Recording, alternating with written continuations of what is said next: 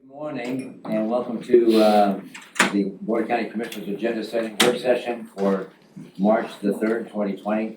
And I'll start with introductions. I'm John Hutchings, Chair of the Board, and to my right is Hi, Menser. and Robin Ford, Commissioner Persa. Robin Kimball.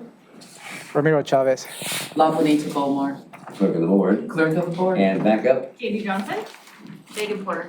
So thank you all for being here, and folks in attendance and at home, thanks for being here. We're going to start with a COVID-19 update.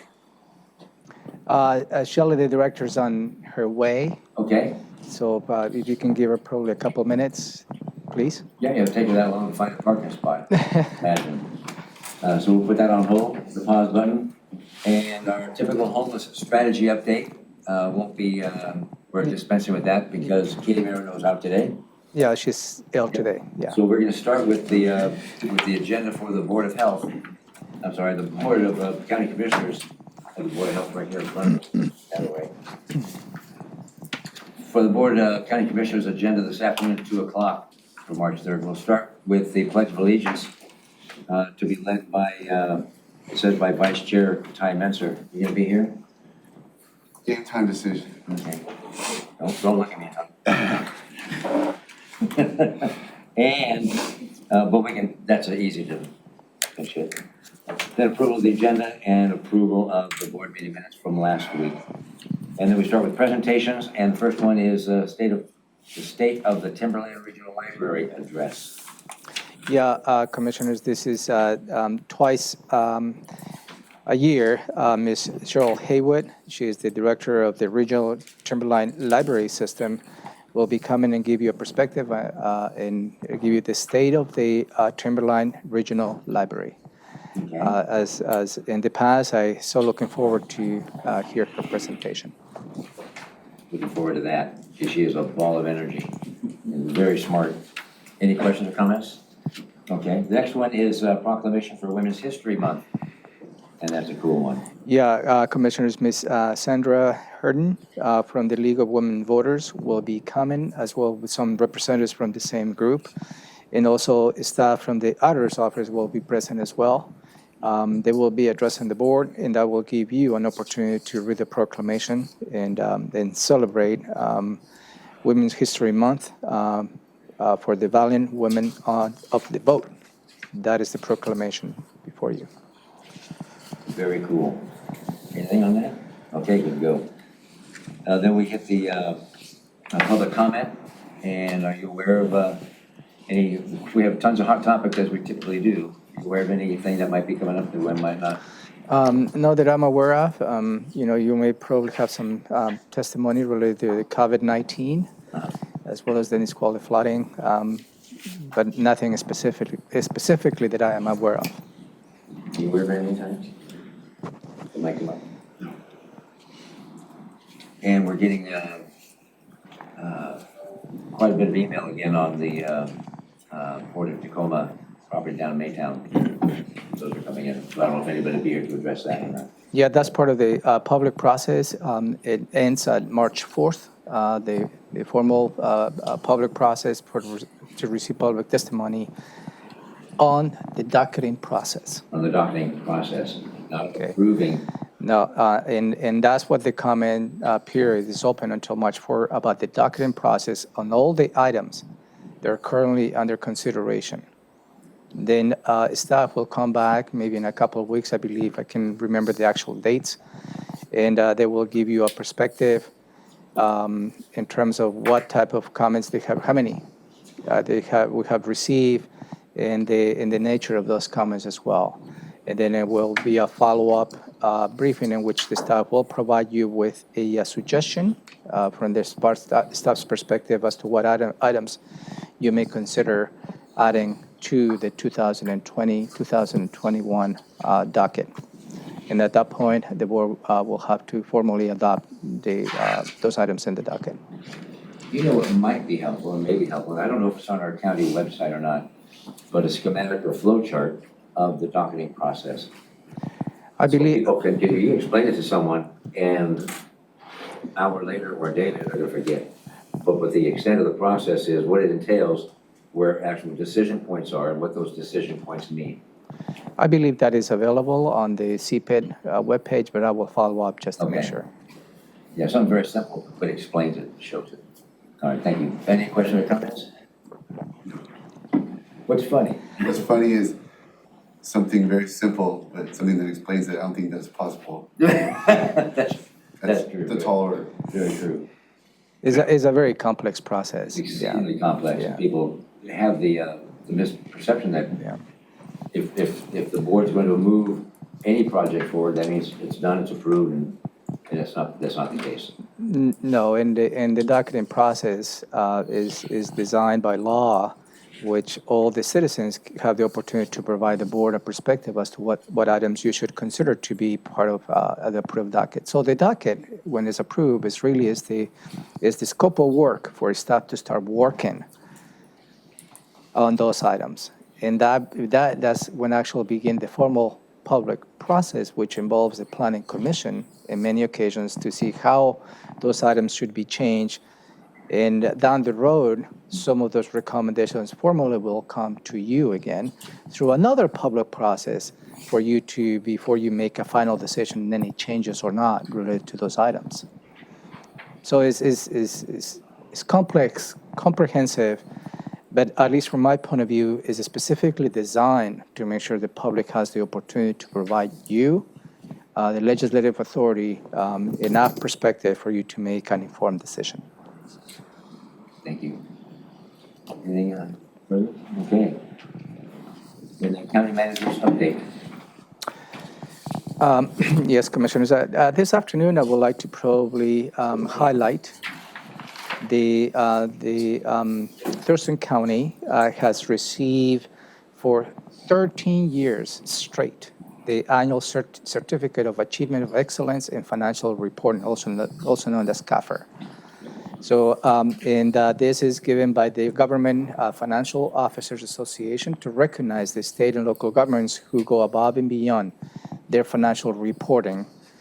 And again, I would like to highlight this achievement, and also I'd like to praise the Auditor's Office and their Financial Services Division to be always looking out for this particular achievement certificate.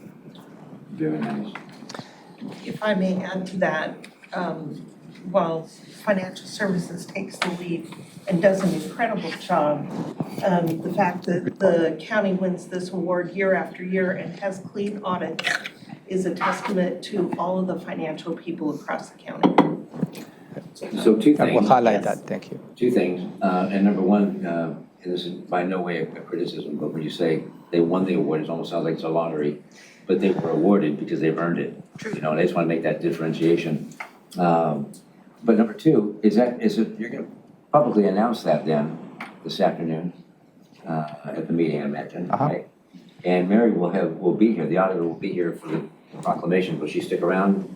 I will make sure that she is. Yeah. At least it's after public comment, but if she could hear that, or at least know we're going to do that. I did give Mary a heads up last Friday when I learned about this that I was planning to highlight it as part of my good. report. So hopefully she has the time That's to pretty attend. cool. All right, that takes us to agenda item number 3, and that is consent items A and B. The first one is prosecuting attorney establishing some positions. The agenda is not going on the timing that I was hoping to do, Yeah. if I may. So for this particular item, Christy Peters, the Deputy Chief Prosecuting Attorney, was going to be part and address the board on this request. As you may recall, we had a conversation last week. The Prosecuting Attorney's Office is requesting for you to create temporary positions, 2 half-time positions, which are legal assistant ones, and 2 full-time legal assistant positions. There has been a couple of meetings related to that with Robin and Robin Campbell in Prosecuting Attorney's Office, as well as myself with Robin. There's still a couple of lingering questions related to this because although they have an end date, those positions, but I believe the Prosecuting Attorney's Office has the intent to make those positions permanent, which changes the dynamics of this conversation. So maybe Robin can walk you through, from her perspective, what that conversation related to each of those positions, and at the end, I recommend a step forward for you. You'll have a step forward. So we're not getting a briefing from the prosecutor today. I was hoping that she will be here, but yeah. We're ahead of schedule because of that. Yeah, she'll be here soon. Oh, okay. But in my conversation with Christy and with Heidi Prohoda of the prosecutor's office, specifically about each position, the first legal assistant one, in their criminal division, they have currently hired this person on extra help. The person's been with the county for a few months now and is running into the point that they have so many hours that they're about to be entitled to benefits. So HR advised the PAO that a position should be created for this LA1 if it's going to continue. The prosecutor put the end date on the request, and they intend to come back in the budget and ask the board to remove the end date and make the position permanent. The second LA1 is pretty much the same. Before you move on, what is the end date? Do we know? They put an end date in June 30th, 2021. Yeah, next Thank you. June. The second LA1, also half-time, started with the county last month. Again, they believe that this person will work so many hours that they'll bump up against that point where they're entitled to benefits. They are asking to establish the position. They've put an end date of June 30 of next year. But again, what they shared with me on the second half-time LA1 is they're not sure they're going to ask to extend. This person is helping them get caught up. Part of the work is in preparation for the case management system, but they're also working on other things. And they will probably ask to extend the second half-time position as well, or remove the end date. The third position is a full-time legal assistant one. That position is intended to support system implementation.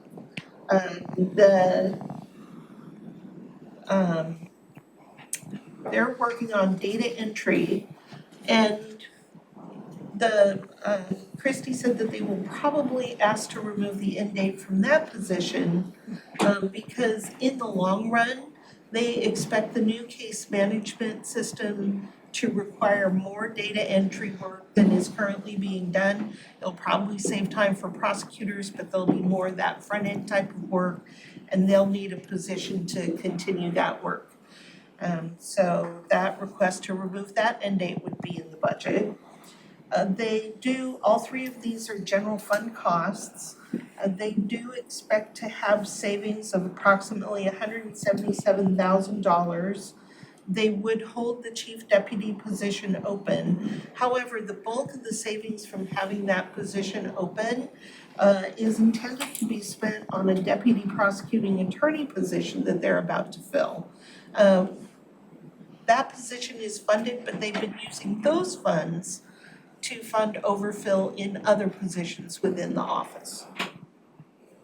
So the way they're gonna afford these three legal assistants is from salary savings due to filling positions where there's been turnover at lower salaries on the salary range.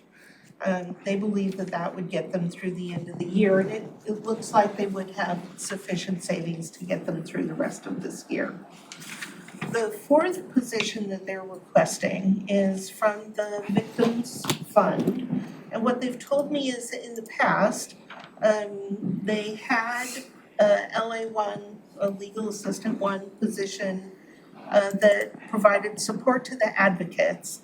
They currently have a vacant advocate position that they don't plan on filling right now. And they would use those savings to have a legal assistant instead. And they think that that will create efficiencies for the unit. But instead of doing a change to the position and converting the advocate to an LA1, they'd like to keep the advocate position to fill it in the future. And they would, again, intend to ask the board to remove this end date during the budget process. So I was hoping that Christy would be here to present the case, if you will, for the prosecutor's office, but that's the information that I've received from them. So the last piece was, they want to take the advocate position and transform that into a LA1. No, they want the LA1 in addition to In keeping addition the to. advocate position. They'll hold the advocate position open for this year, but during the budget process, they would ask you to remove the end date and fund Okay. the legal I figured assistant so that they're able to fill the advocate as well. Okay, I just said differently. So Yeah. these truly are 4 new positions, and most, if not all of them, are intended to be ongoing. And I defer to the expertise of the prosecutor, knowing what he needs, especially in light of the new software coming in. And budget-wise, they're on top of it.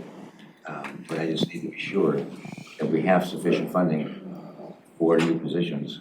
Not just this year, we can absorb it, but in future budget. What we have been telling other offices and departments, though, is that new positions need to be requested in the budget In the cycle. budget, right. It's So outside that you're cycle. able to weigh them against all other requests Requests. coming from across the county. So my suggestion, perhaps will be even, and again, I was hoping that Christy will be here, is for you to consider creating this part-time positions of the half-time legal assistant ones, because there's our 2 individuals who have been hired, they need to be extended. And my suggestion is for you to consider extending those with an end date of December 31st, 2020. And perhaps for you to consider not to take an action on the older positions, because that argument needs to be made as part of the regular 2020-21 budget process. And whatever decisions the board will make during that budget process will be done before the end date of those positions. So at least the prosecutor will know what that is. But in the meantime, considering that these items on the agenda for you as presented by the prosecutor, I would like to suggest for you to remove this item for today from today's agenda and move it to the next week. That will give me the opportunity to talk with the prosecutor's office and present my suggestion to them. And that'll give time for Commissioner Edwards to weigh in, because he's excused at another meeting this morning. He'll be here within the hour, I would imagine, an hour. And that's the final item of negotiation. Ask for this, and let's settle on this to get us through, and then we'll talk about this other piece down the road. What do you have to say, sir? What's the schedule of the implementation of this software? You know, So that's a is it year gonna and a mess them half. up if they don't?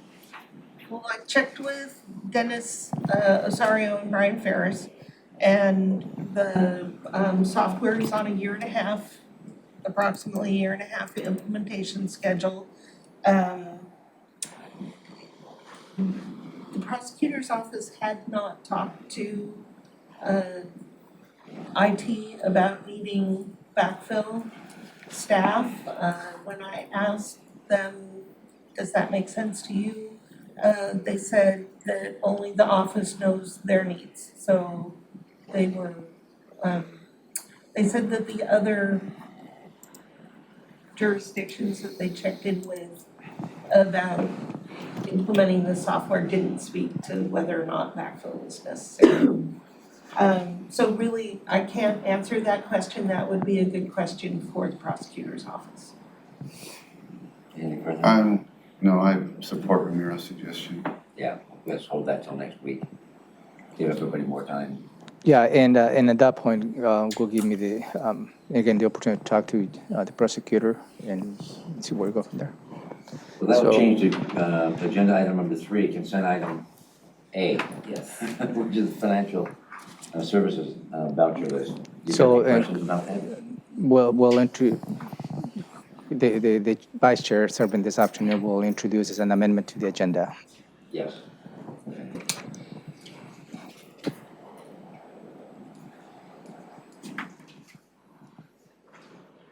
Got it. That's nothing, no.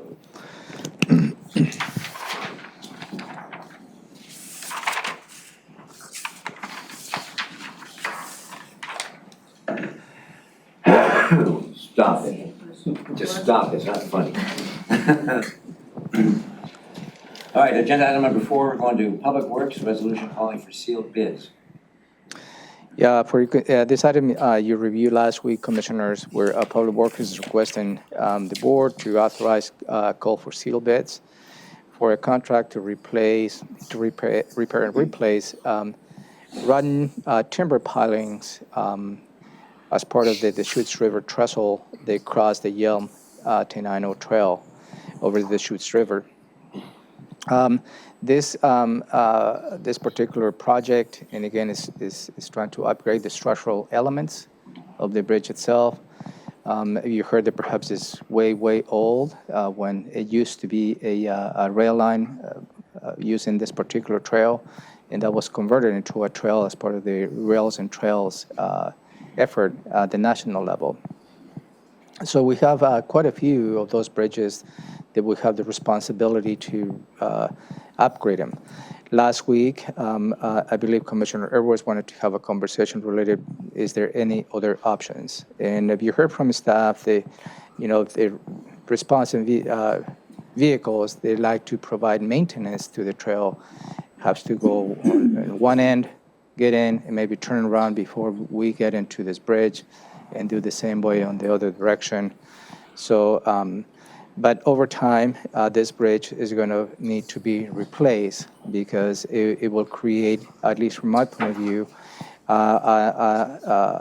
an structural challenge even to have it open just for pedestrian use. So I believe the board wanted to have further conversation on this. I know that Commissioner Edwards is absent on this, and staff from Public Works is here to answer any questions the board may have on this particular item. Yeah, come on up. No, you're not coming here? No, you are. Good morning. I don't have any specific questions, I like to see what you got there. Oh, yeah. My name is Marcus Dorvik, Associate Civil Engineer with Public Works. And before Parks Manager Carey jumps into those questions, I wanted to discuss briefly what the project was about and add to what Romero was saying. And that, this trestle crosses the Deschutes River, Yelm Tenino Trail. And you can kind of brought this up for two reasons. First reason, I want to point out the scope of how many bents there are for each of these steel caps. That's one bent, and for each bent, there's 5 timber piles. So, of course, that was originally designed for the railroad loads, and now you can see in this blow-up the second reason of those timber piles beginning to rot away, the deterioration of that. Now, because it was originally designed for railroad cars, this is still safe for pedestrian access, but you can start to see over time, this is just going to get worse and worse, and Public Works is being proactive, coming up with a solution to fix this, replace those piles, get it up, so that way it's going to be safe to use. You can also see in this picture up top, the new railing and also decking that we did a couple years back. So we've already invested in the structure to keep the trail open. This would be the next step to make sure that it's can be continued to be used. And folks at home can't see this, can they? Oh, no, it's on the back too. Oh, brilliant. That was good. Yay, good job. He must be an engineer. That was smart. Very smart. Not bad. That was good. Yeah, I also have blow-ups. If you can't see, I have blow-ups for you guys. If you commissioners, if you'd like Man, those that was too. good. That was really good. Any questions? Looks 10 times worse than I imagined at the meeting last week. It This looks really, really out of date. And this is coming out of REIT. This is a real estate excise tax to REIT 2. It's REIT already included in the budget and is already included on the capital facilities plan. Perfect. The And, board approved already those elements of And I'm not in favor of not doing it, turning roundabouts and making other stuff down here. No, get it done. So we're gonna be putting out the sealed bid then. Okay. Anything else? No, we're not. Thank you, gentlemen. Thank you, Commissioner. So the next step in the process will be for staff to come back to the board after the seal bids are open and provide a suggestion as to award the contract to the low bidder. Okay. Then agenda item number 5 is the county manager's update. Oh, no, it's not. It's the, you already did that. We're talking about our work sessions and what we've done. And we'll go through our week this week, and then we have a public hearing at 3 p.m. On telecommunications franchise agreement with the Zayo Group. Commissioners, for your consideration is for you to receive public testimony on a franchise application the county received from the Zayo Group LLC. The Zayo Group LLC as a name is fairly new, but this group has purchased smaller non-inclusive franchises across the county. And this is to the franchises to construct, operate, and maintain fiber optic telecommunications lines within the Thurston County's right-of-way. The process is that you need to hold a public hearing before you can accept an application, and this is for your consideration this afternoon. We will draft a second motion for your consideration that will be included on the script of the public hearing. And if you see, depending on the public testimony, you will have the option to accept this application and move with the process. But again, you don't have to take that action this afternoon, the second one. All right, so that'll be at 3 o'clock this afternoon. Yeah, that's correct. Any questions or comments on that? So Michelle Underwood is the staff person who is in here, so I will try to do my best to present the item before you as part of the staff report. Thank you. That will conclude this afternoon's festivities of the board and the public hearing. So before we get into next Tuesday's agenda, I'm going to ask public health. Oh, you took her outside, didn't you? Well, and in fact, Shirley was delayed because she was also speaking with another reporter. So Yeah, the Olympian just took her out too. So we'll get her back in and have her do her COVID-19 update. Commissioner Christy Peters is here. I don't know if you'd like to revisit the agenda that you just reviewed. Yes, let's do that. Come on, Christy. Okay. I didn't want you to take me out of order or anything. Oh, it's all out of order today. Oh, okay. Okay, great. So, Yeah, go Christy, ahead. just the agenda just moved faster than I was anticipating, so the board already reviewed this item. Good thing. Okay. And also the board heard some perspective from Robin Campbell related to the meeting that you and Robin had last week related to those two positions. And at the end, I provided a suggestion to the board, and I was hoping for you to be here, but I will provide that suggestion to you. Okay. And but before we get to that point, maybe you can just give the board your perspective about those 4 positions. Okay. Well, essentially, John Thunheim has made a decision to reallocate our budget authority from one major position, which was the chief criminal position, and he's decided not to fill that at this time and reallocate that budget authority into other positions that would be a more efficient way to handle our office at this time. We believe that we are underfunded and understaffed. I know that you hear that from every department, but the best way that we can really approach this situation is to get more support staff for the backfill of that support. I've already explained to Robin that essentially Elizabeth Petridge and myself have taken on more of the duties that were allocated originally to that chief criminal position. So that is somewhat unusual for a county our size, just as a side note, but in the interim, what it ends up doing within the budget authority, and as you've probably gone through the documents, if Robin has showed you everything, and actually, Robin, there was an updated version, I want to give you the corrected version of the savings sheet. The only piece that's different is the highlighted was, I think, is identified as the chief criminal DPA, and that's not accurate. It's the chief civil DPA of the .6 that our office has been absorbing as this board knows for several years. Just to reiterate, you do not fund Elizabeth Petridge's position to its full extent, even though she is the chief civil deputy of the Thurston County. Every year you've asked us to absorb the additional, you're paying for .6 of the chief civil deputy for Thurston County, which continues to be a concern for our office. And I would ask the board to reconsider that again, specifically for the 21-22 budget. And we did talk about that. And Robin can share with you the extent of that, the years that we have continued to do that. I believe it's at 6 years, but I could be off by 1 year either way. Is that accurate? That sounds about right. Okay. In any event, if you look at all of the differences regarding our new positions and transition within the office, we come to a balance on one calculation of $136,000 of additional budget authority. That would be including the acceptance of the .5 LA1s that we've anticipated at $38,000. The DPA vacancy is already a position that we're filling. Essentially, that's instead of filling the chief criminal position, an entry-level DPA 1 position for caseload, right? So then there's obviously a difference in salary, so we're able to expend that difference of salary across to the proposal of the 1.0 FTE LA1.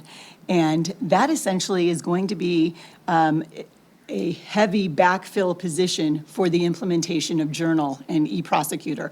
As you all know, we are going to be going full steam ahead into that project, and it's going to be something that we're asking as a project position initially to see where it goes, but we do have the funding for that. So that would leave $136,000 left on the balance.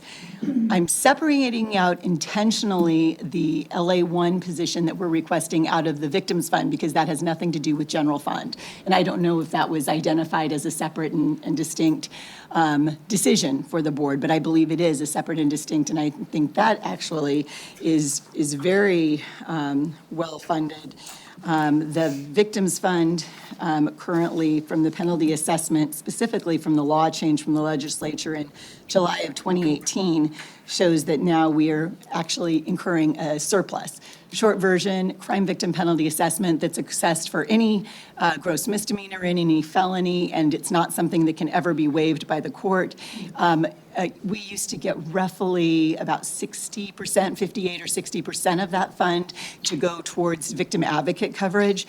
In 2018, the legislature changed that funding allocation, removed the 38 to 40% that the state was getting, and now we get 100% of that funding. That is what allocates for the increase. Because of that, we are asking for this LA1, position to come out of the legal, or to come out of the Victim Advocate Fund.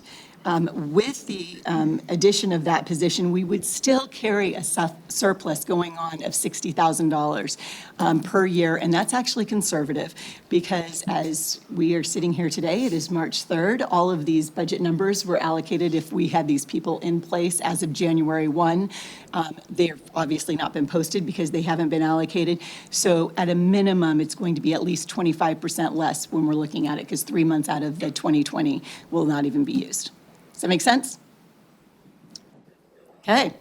So in the conversation this morning, and I think, I don't know if Robin shared that with you, that the process we try to implement with departments as well as the offices, the new positions, because those are intended to be eventually full-time positions, eliminating the end date. And I believe that eliminated the end date, you're planning to do that as part of the 2021-2022 budget request, correct?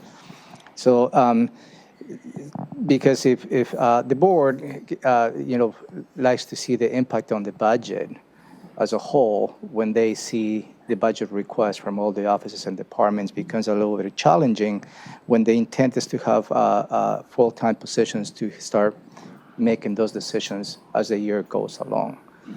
So this morning I suggested that perhaps the board remove this item, move it into next week, for us to have an additional conversation. And my suggestion was this morning that I was going to propose to you and John to create those two half-time legal assistant ones, because I believe you have two individuals already serving on that. And those will have an end date of December 31st, 2020. And then the other positions can be part of the request of the 21-22 budget.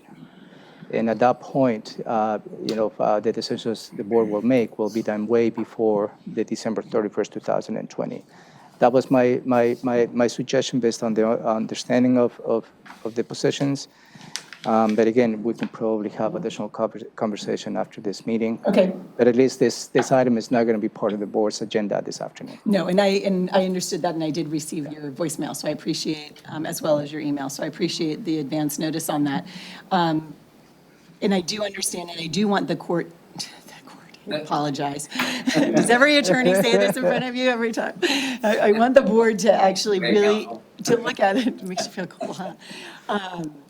But to look at it, and I would ask you to look, that we're looking at them in different ways. I do think that the victim fund is separate and distinct from the general fund. And I not to discount anything that you just said, Ramiro, but I do believe that that's a separate and distinct situation. And we actually are increasing our, the victims that have been coming in, the numbers are just greatly increasing.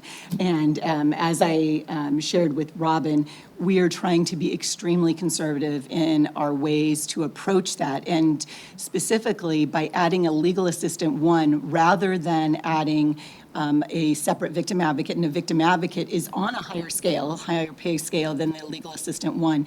The legal assistant one essentially could be working with all of the 8 advocates that we currently have throughout the county as the point person and entering data, working with the new journal and eDoc system. It means it's very important for that position. I want the commissioners to really think hard about that position on the timing rather than the 21-22 budget for that position. Because as we are in the process of implementing prosecution and journal, I believe it's going to be really imperative to have a legal assistant one so that they can be part of that process. Essentially what they would be doing is I'd rather have our victim advocates actually doing victim advocacy as much as possible in their time rather than paying a victim advocate to do data entry for themselves and extra phone calls for themselves. And I think the commissioners would too, and that's certainly it's economical, it makes more sense, and the time, I would ask the commissioners to really think about that in a different set. I understand everything you just said. The other piece then, for your consideration really is the timing of the backfill of the legal assistant one. Again, journal and eDocs. And if we're looking at something that you're going to add potentially in 21-22, we're already there, right? Because my understanding is that we're like right now in the month preparation planning session, 2020 is really the time that we're going to be implementing and figuring out what we need for that system. It's going to be very difficult to have that additional process while we're taking away from our limited staff that we currently have. Okay, so I'm with you on the victims fund piece, that makes sense to me. The 2 halftime pieces, they're gonna be working on this implementation. To some extent, yes. Essentially, we don't have budget authority to add full positions, and we knew that, but we did have budget authority, or at least we had extra savings because some of these others, to be able to have these 0.5s. Essentially what they're doing, we have one person who is doing all closings of all documents, of all cases throughout the entire prosecuting attorney's office. So she is able to come in and do closings, and that helps essentially every legal assistant, every paralegal, everyone throughout. It's another efficiency, quite frankly. It's a lot less expensive for you to support a $38,000 0.5 position that can help throughout than to hire one full position for that. Then we're proposing to extend those to the end of the year. That'd be great. So if The new those- LA one is what you're asking about. Well, Yeah. I'm working to that. So that leaves that new LA one. Correct. Which is gonna be helping with the same process and is coming out of, if I understood you correctly, you're gonna take the chief criminal deputy's salary, you're gonna get an entry-level prosecutor and LA1 Exactly, out of those two pieces. exactly. But you made the comment that it's unusual for a county of our size not to have a chief criminal deputy. So what's the future of that position? Because that's an expensive position, I would imagine. It is a very expensive position. Right now, I've taken on quite a substantial amount of those duties. I'm also delegating to our criminal team leaders more responsibility than they had initially. In addition to that, Elizabeth Petridge has taken on more of the personnel issues that have come up within the office that in my role as chief of staff that I used to primarily cover majority of those. So she's taken on more of the personnel issues for the overall office. So essentially, we're shifting those positions and trying to be as efficient as we can by redelegation of some of those duties. That's not a long-term solution necessarily. We, at this point, sitting down with the budget, we need to do that certainly for now and based on the budget authority going into the next budget cycle. What I asked John Thunheim what his response would be or to the commissioners, and he said, just tell the commissioners that as we never have ever exceeded our budget authority, and we will not exceed our budget authority. The entire term since John Thunheim has been elected in 2010, we have never been over budget. We have never come back to the commissioners for additional situation, and we don't intend to. I think you can see that we try to do this very efficiently. We try to be conservative at any time, and if we can be creative about what's the best way to approach our workload, we do that as well.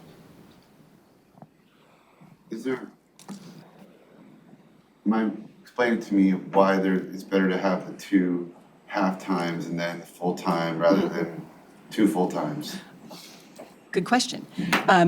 Really, because we have two people that are very high-performing former legal assistants from our office that have different circumstances right now. One is able to work from home and do a major amount of data entry without having to have incoming personnel and answering the phones and that type of thing. So we're probably getting even more effective work out of a 0.5 from the person that's able to do all of the data entry as a kind of behind-the-scenes data entry for all of the departments than we would if we combine that with another position. And the other former employee currently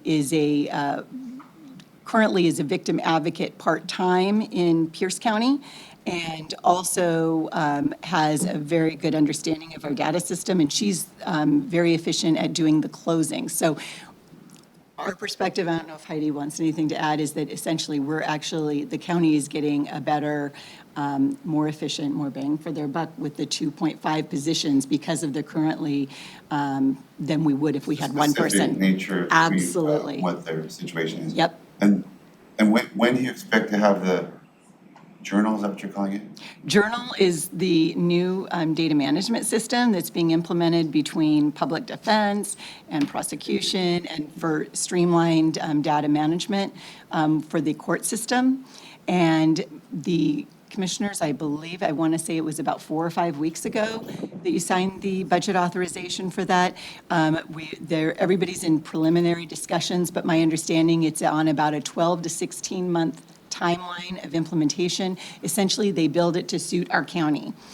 There is only one county in the state of Washington, Benton County, that has this it's kind of cutting edge software that's supposed to be amazing, and we're hoping that will save a lot of time. But what's going to take time is developing the ideal situation for Thurston County, making sure that it works for our systems, for our courts, for our district court, for our superior court, for our pretrial services, for our law enforcement, for public defense, prosecution, all of these systems. I'm just trying to figure out the timing, Sure. Ramirez's proposal versus your original Right. proposal, and is that gonna compromise you based on the implementation schedule for these two systems? It's going to be challenging if we don't have fairly soon a legal assistant one position that we can use specifically as a backfill for the implementation. It will be challenging. I will not, I have to be honest with you. Maybe considering the legal assistant full-time who is funded by the Victims Advocate funding, that might be something you may consider. So Well, there's two pieces. The issue with the victim advocate funding is we have to be very careful. As to what they do. Exactly. As you all know, I make sure that our positions that are grant funded or specifically tied to a specific fund are not working outside of their class and outside of their designation. That's my only concern with using that. Otherwise, that would make tons of sense. But unfortunately, because the funding is victim advocate funding for CVPA, we have to be really careful about that. And I'm an advocate for victim advocates. Because our victims should not be victimized twice. Absolutely. By the judicial system as well. And then towards the end of this year, then, when we consider these other changes, that's the time to address Elizabeth Petridge's point 6.8.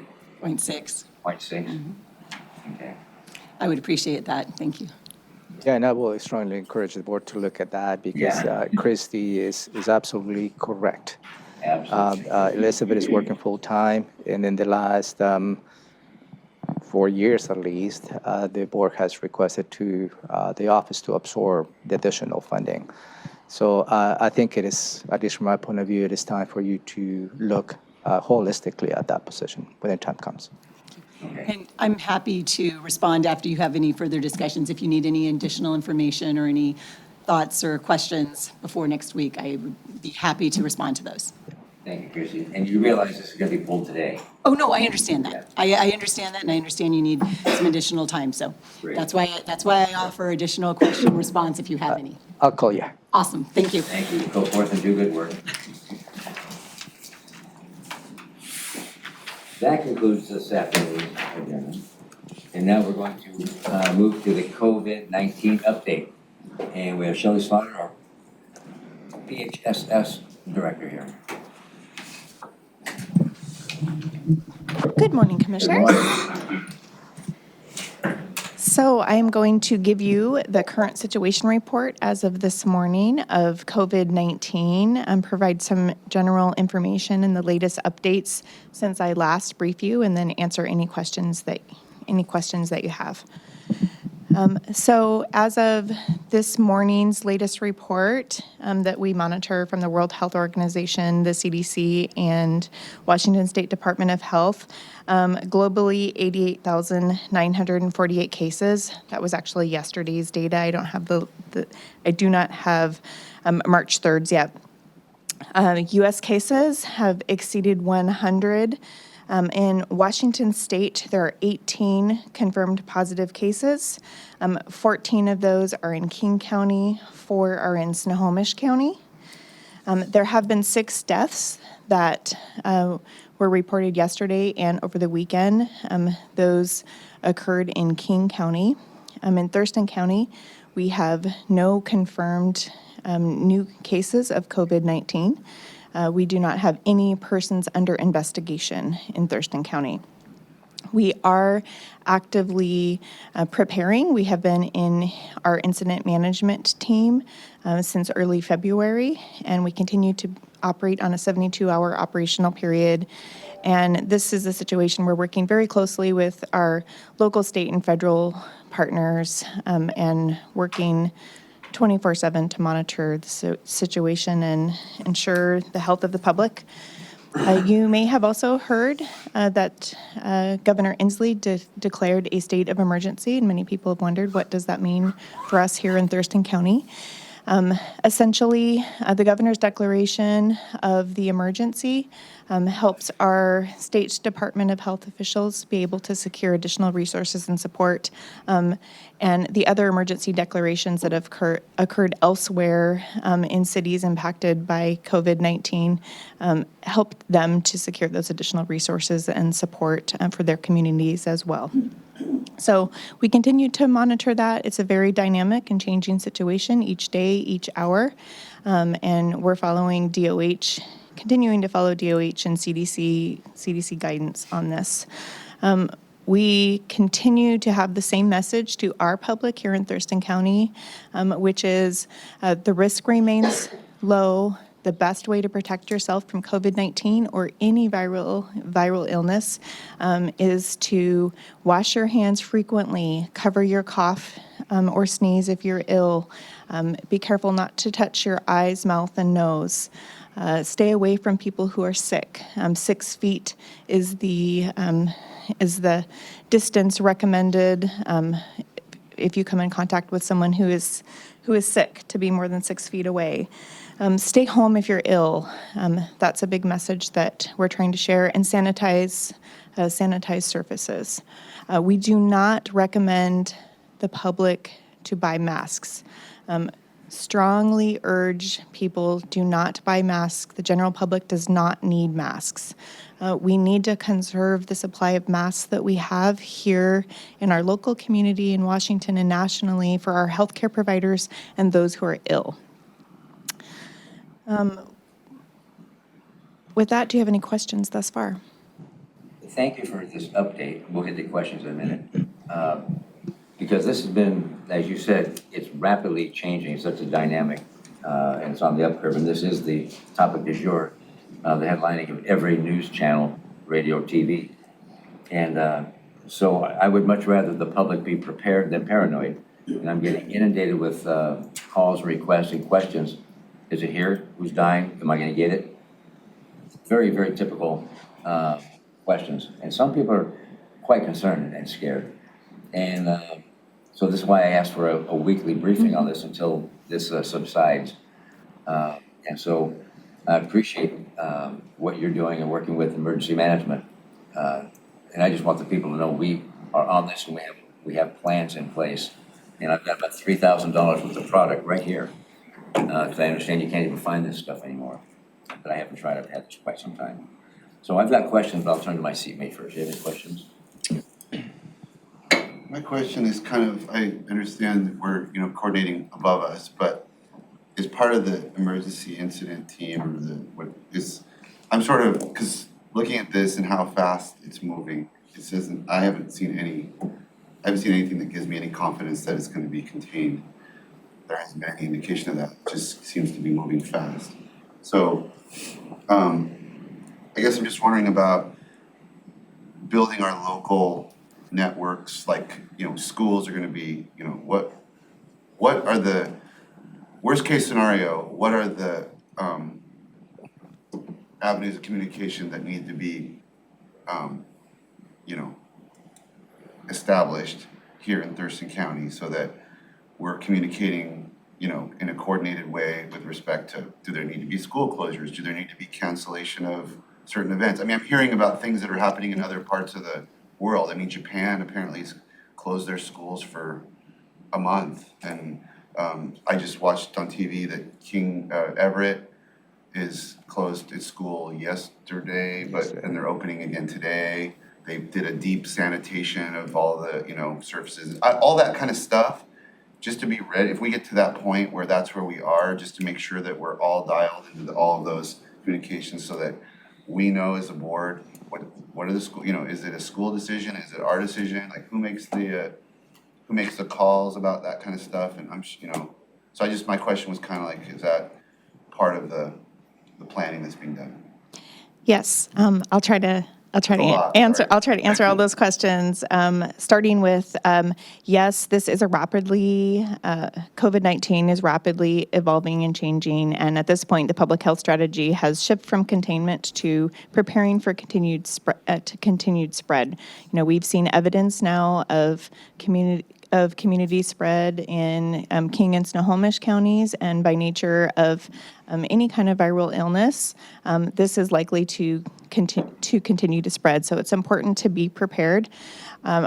At Thurston County Public Health and Social Services, I feel very confident in our preparedness for this event. We've been working really hard on it. We have a communication strategy team that has been actively working with our local and community partners to share information. We're participating on a daily basis sometimes hourly basis with Department of Health to coordinate communication with our target audiences, including schools.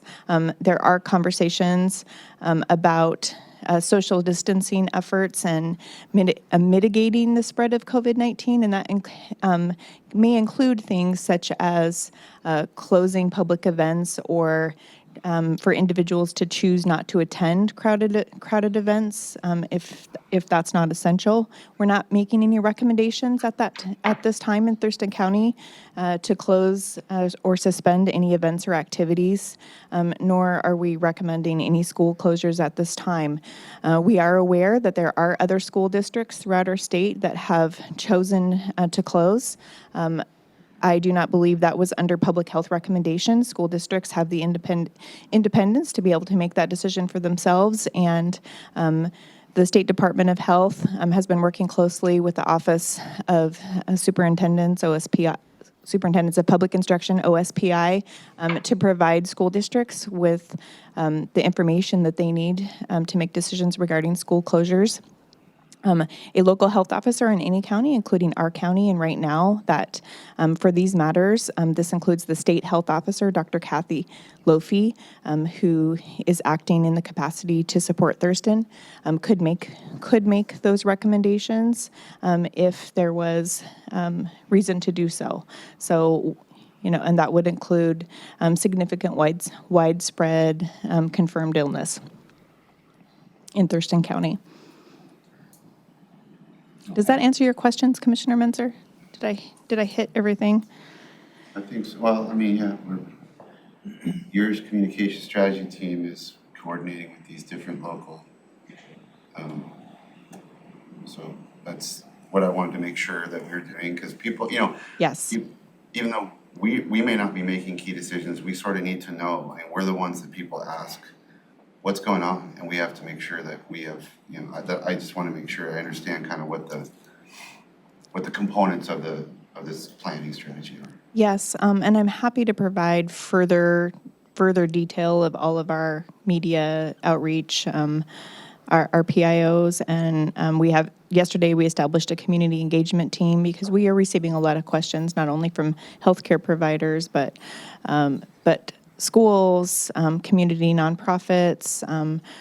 We're considering our unsheltered population and how we can get information and resources out to them, doing everything that we can to make sure that people have the latest current and accurate information, and that we're helping people to prepare. And preparedness is good at any time.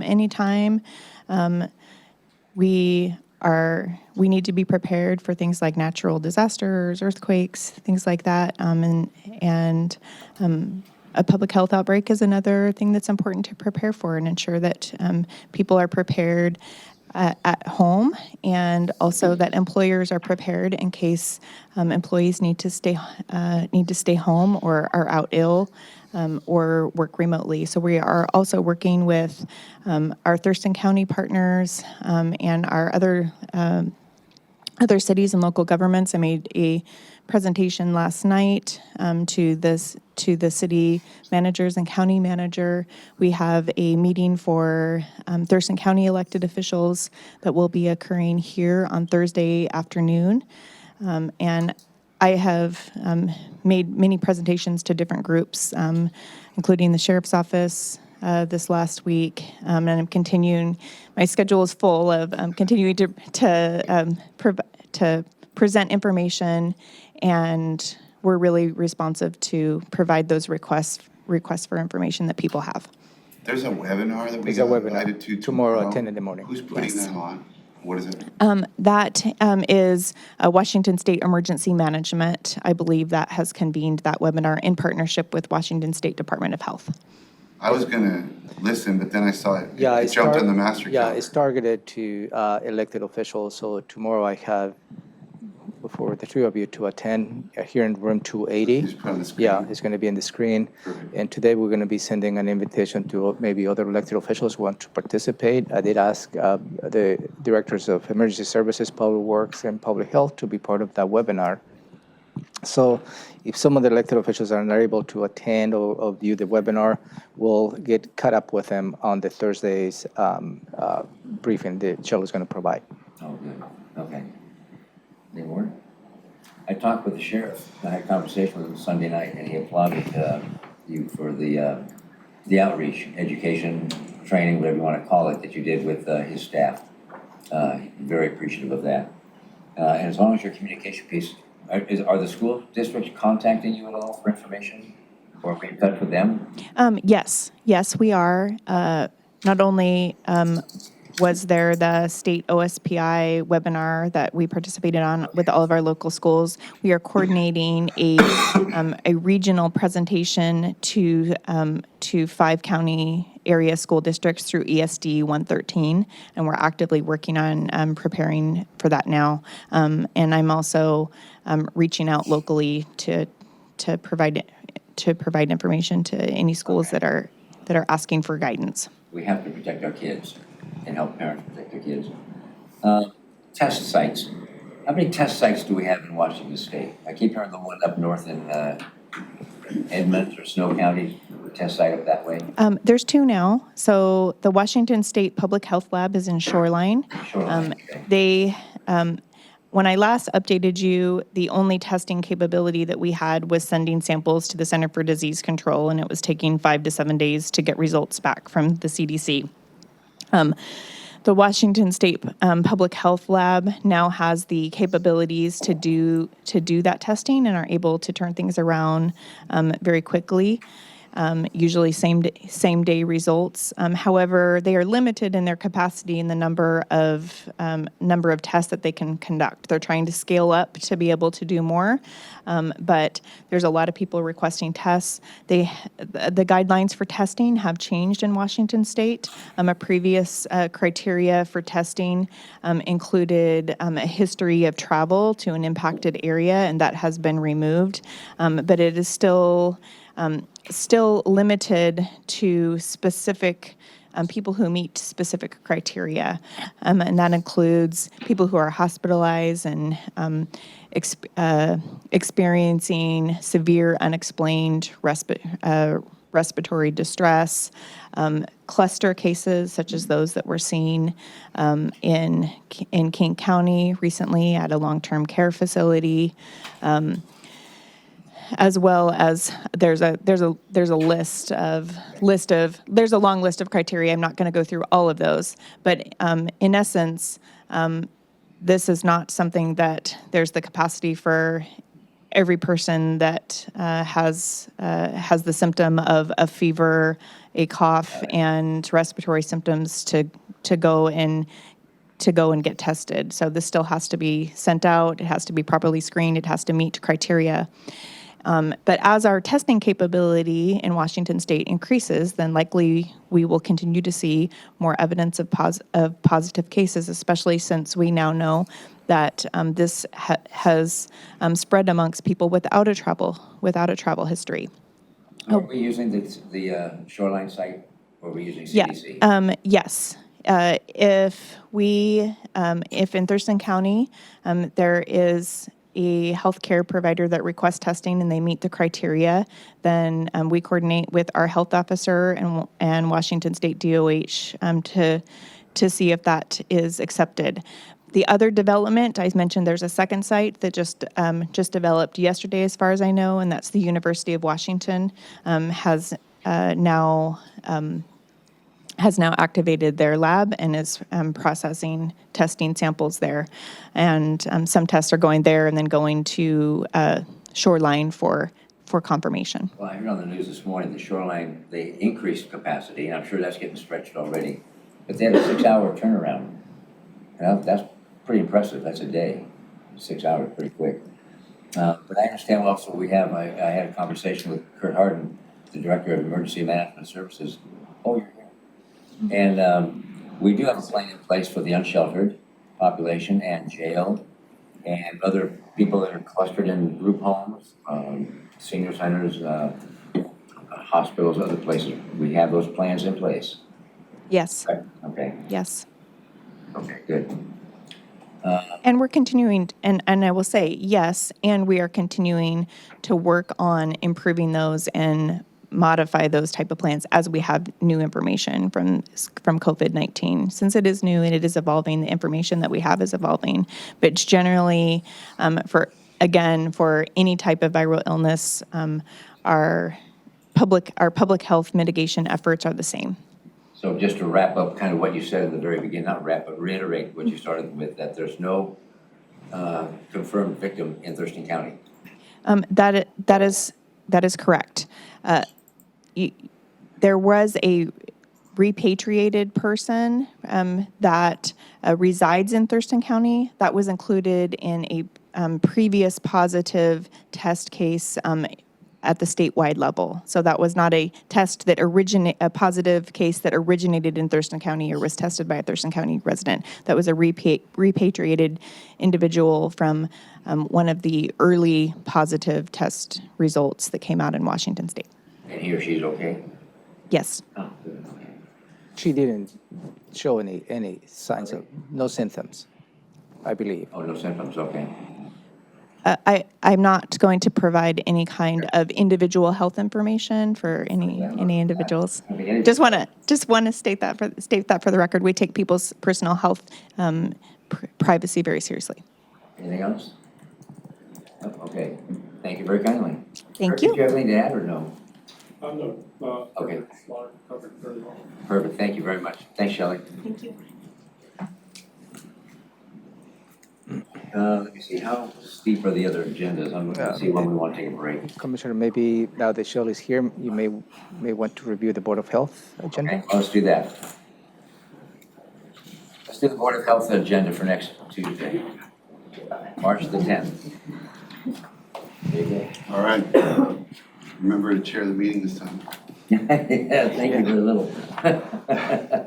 Yeah, I was on last week when it was a briefing on the Board of Health, and I forgot to mention Commissioner Messer should chair that. And I came in and took charge. All right. Morning, can you introduce your? Yes. Yes. Good morning again. Shelley Slaughter, Director of Thurston County Public Health and Social Services, and also your administrator of the Board of Health. And our regular clerk of the Board of Health, Lydia Hodgkinson, is unavailable today. And so with us, we have Stacy Everett on behalf of Lydia Hodgkinson. Stacy, thank you. Stacy, okay.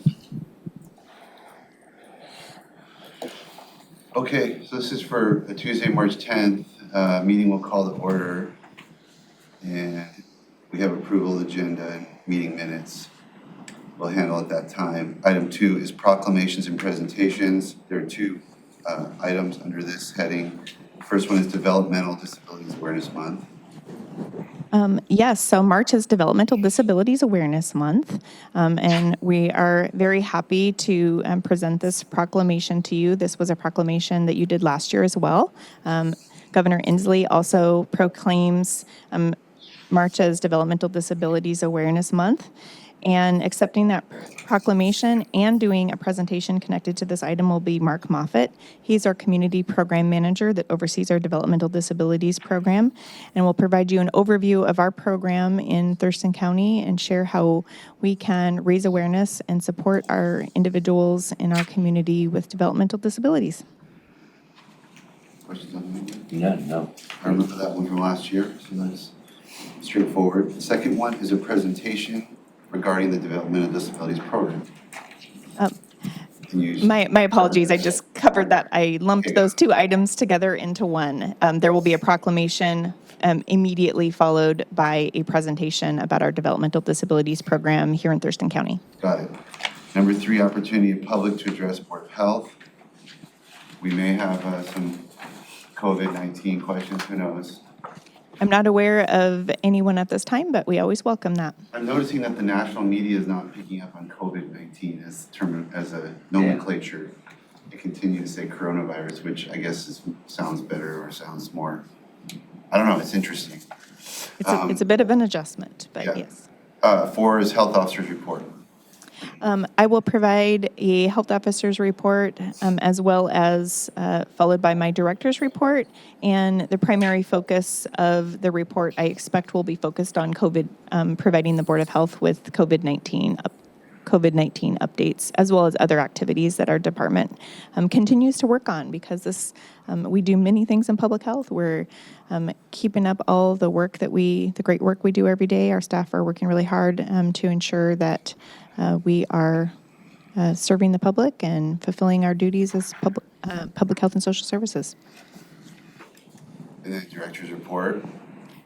Yes, again, I will provide updates on some of our accomplishments that we have made in the last month, as well as provide general updates about our upcoming department activities.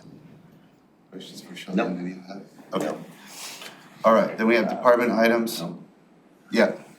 County manager. If I may, Shirley, this may be a good opportunity to inform the board about the Dr. Yu, and perhaps this is going to be a new agenda item for next week. If you can just walk through maybe the strategies behind that and perhaps what the board may be seeing next week. Yes, absolutely. Thank you, Ramiro. I was going to suggest that amendment at the end, but I think this is a great time to do that.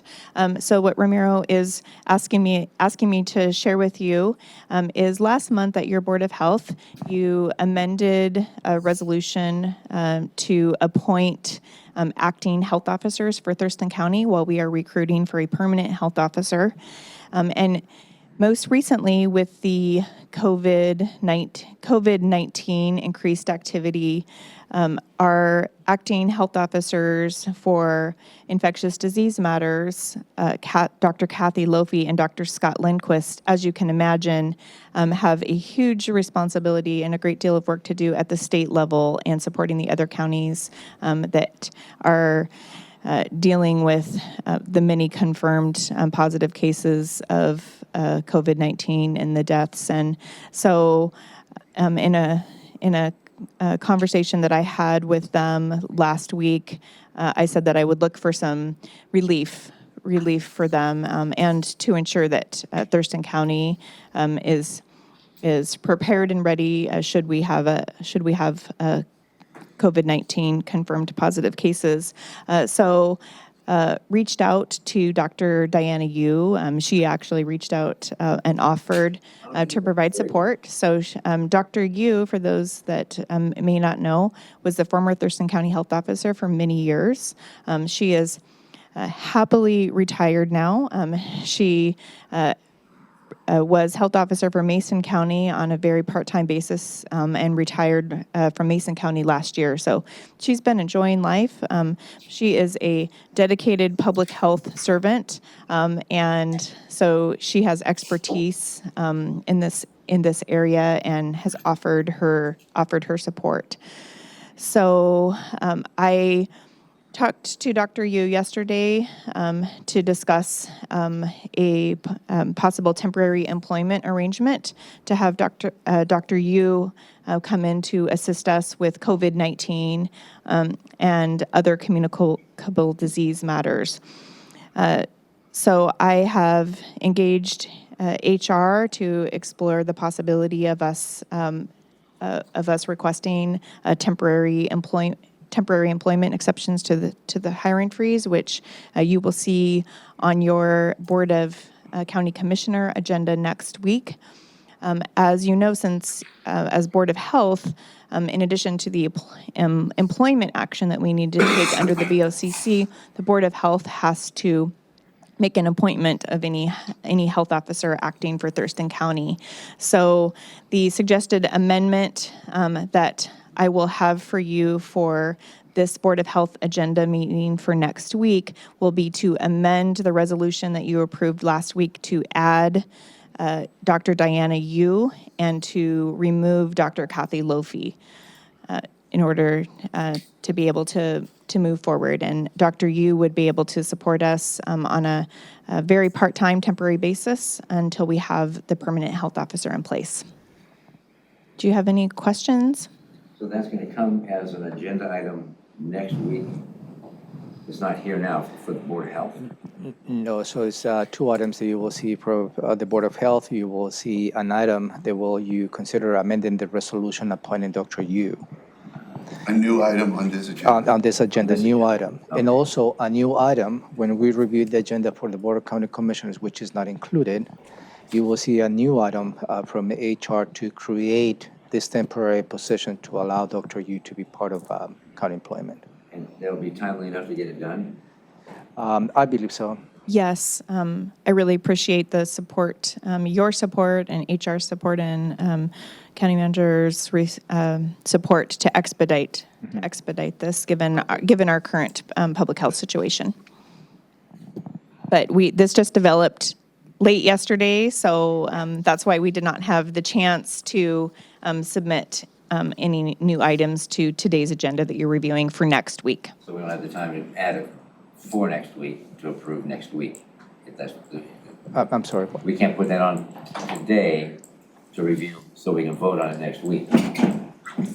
For the Board of Health? Yes, for the Board of Health. Well, you're reviewing the agenda for next week. So next week, when you review the agenda in the morning, Okay, again, so we're voting on it next week? yeah, and then it Okay. will be an item Got it. for the consideration. Thank you. So right now, we have the multiple officers, and do we pay them by the hour for what they do, or what? I can't remember how that worked financially. There's no compensation for our other acting health officers. The other health officers that are serving Thurston County are already acting health officers in other counties, and in the case of Dr. Lofi at Washington State Department of Health as the state health officer for the state of Washington. So no, there's no compensation for that.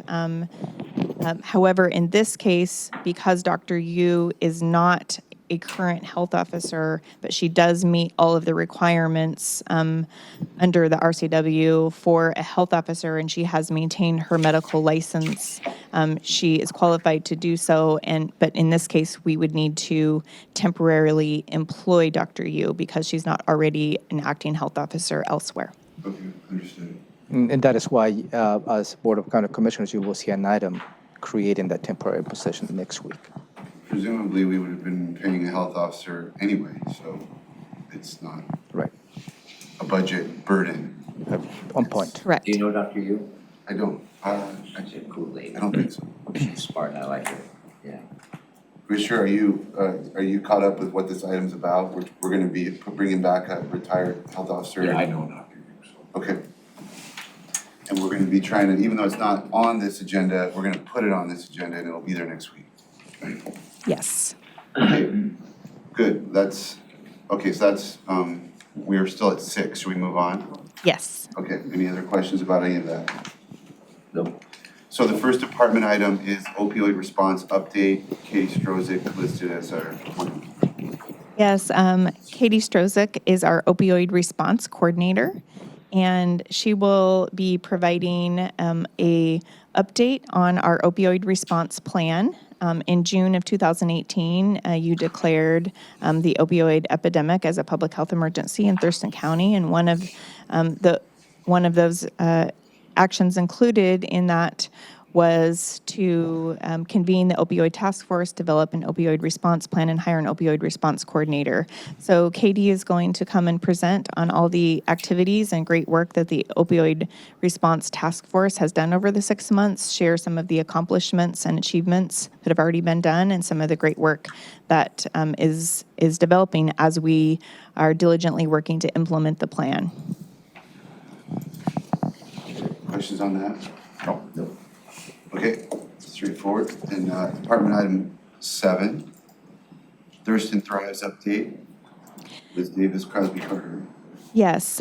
So part of our work with Thurston Thrives, which is our social determinants of health initiative effort that we have here in Thurston County. And Liz Davis will introduce Crosby Carter, who is the executive director of Thurston Thrives. working for the Thurston County Chamber Foundation, who is our fiscal agent for Thurston Thrives, will provide an update on everything that the council and the action teams have accomplished over the last 6 months and share upcoming efforts and work of Thurston Thrives. And this is part of our contract with Thurston Thrives, that they provide regular updates to the Board of Health.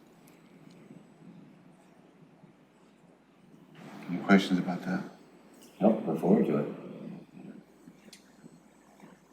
I remember we discussed this item, I'm looking at Liz, because I think you were part of it. We sort of changed, I remember a discussion about the reporting that was gonna happen. Am I remembering that correctly? There was a shift in last year and, Yes, last year's contract was a monthly Thurston Thrives update, and we moved that to be a quarterly update in our most current contract. So this will be the first update of this quarter. okay, got it. And I had Matt? Yeah. I had one of my regularly scheduled meetings with David Schaffer with the Thurston Chamber, and he was talking about the Thurston Thrives presentation that we're gonna be getting. And what's the date of that, do you know? Of which Of when we're gonna get a whole update on Thurston Thrives, not this is it? This is it. It sounded to me like he was gonna be one of the presenters. David may be in attendance for this, but I don't know that for sure. But Okay. I believe this is the presentation This is it then, that he was referring to. Okay, thank you. Yes. Okay, next item would be acceptance of work session notes. Yes, and I believe that this item should be moved.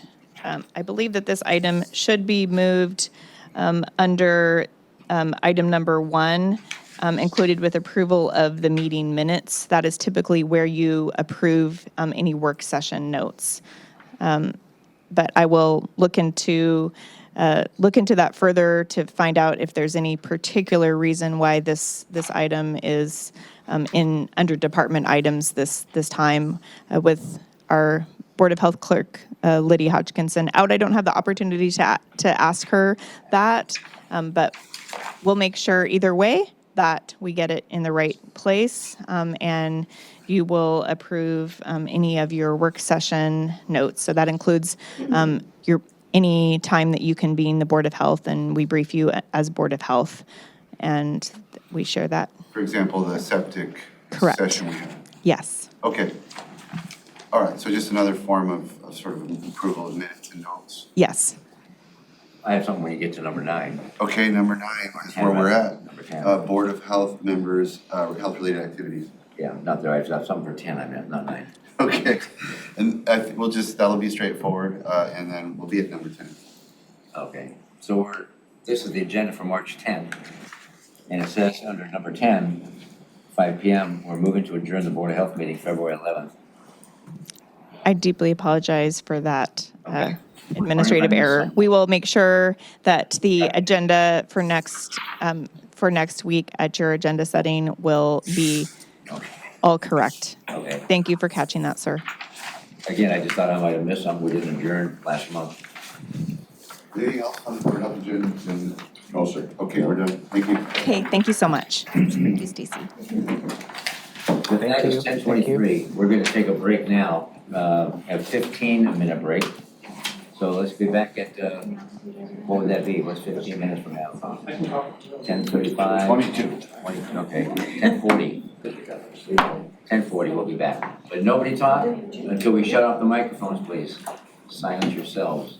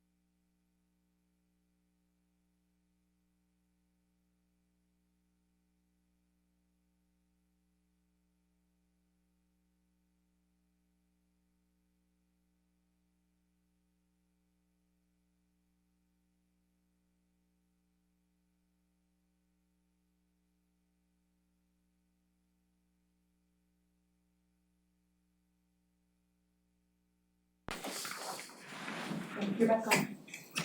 All right, welcome back. It is still March 3rd, 2020, and we're going to continue on and look at the agenda for Tuesday, March the 10th. And we'll call the meeting to order at 2 p.m. with the Pledge of Allegiance led by Commissioner Edwards. And then approval of the agenda and the board meeting minutes from today. Then we have an opportunity for the public to address the board. And we'll probably know better later in the week what might be coming. Are you aware of anything? You missed that in the first part, Gary? No, I'm good. Okay. Aware of anything that might be coming up today? No. Okay. Then the county manager's update. Yeah, I will follow up with any updates on testimony you may receive today. Okay, and then agenda item number 3, we have the consent items A through E at this point. And A is CPED, approval of an ILA. Yes, for your consideration, Commissioners.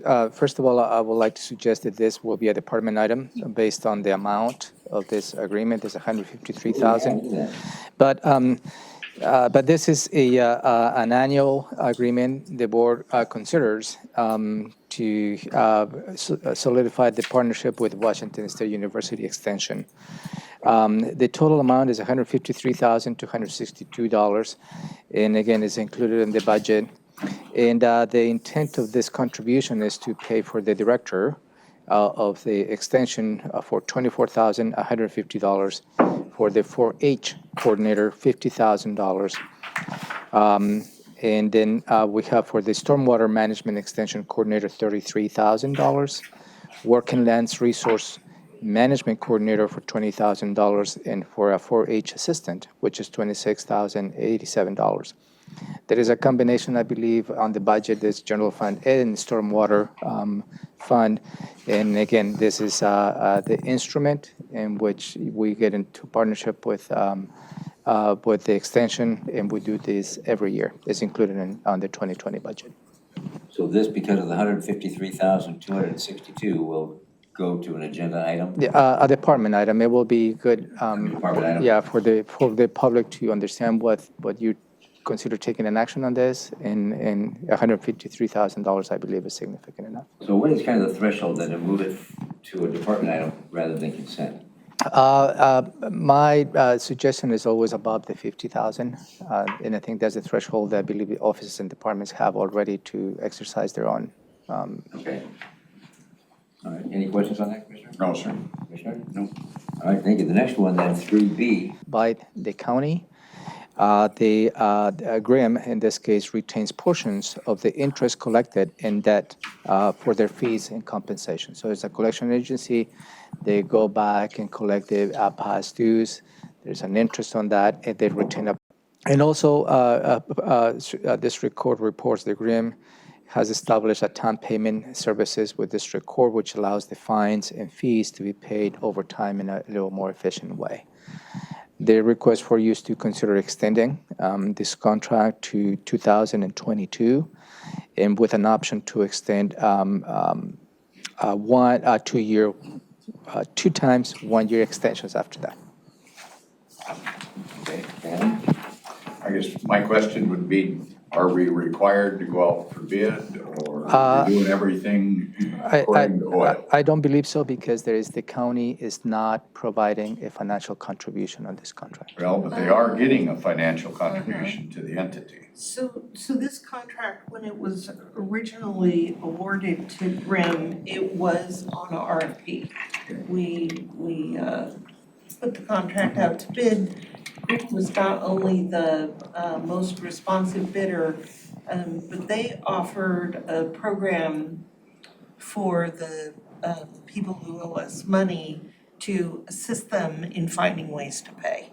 So they were considered the best option at the time. It did go out to bid, and we've been extending it since. And I guess I'm trying I've to got nothing remember against how long Graham, I'm all for, continuing this. I just want to make sure we do it right. We seem to get challenged. For you, considering the extension, I believe is adequate. The extension was part of the contract, extension Okay. options. Okay, good. any questions? Okay. 3C, Superior Court, review report, classifying official position. Yeah, the next two items are related to Superior Court, but juvenile court. The first item for your consideration is requesting to reclassify an existing administrative services manager to a senior management analyst. This has been an effort by the Board of Judges to start consolidating some of the financial management practices between juvenile court and the rest of Superior Court. I do have a couple of questions related to this, and as well as the next item on your agenda. So, I will get, hopefully I can get the answer to my questions for next week when you revise those items again.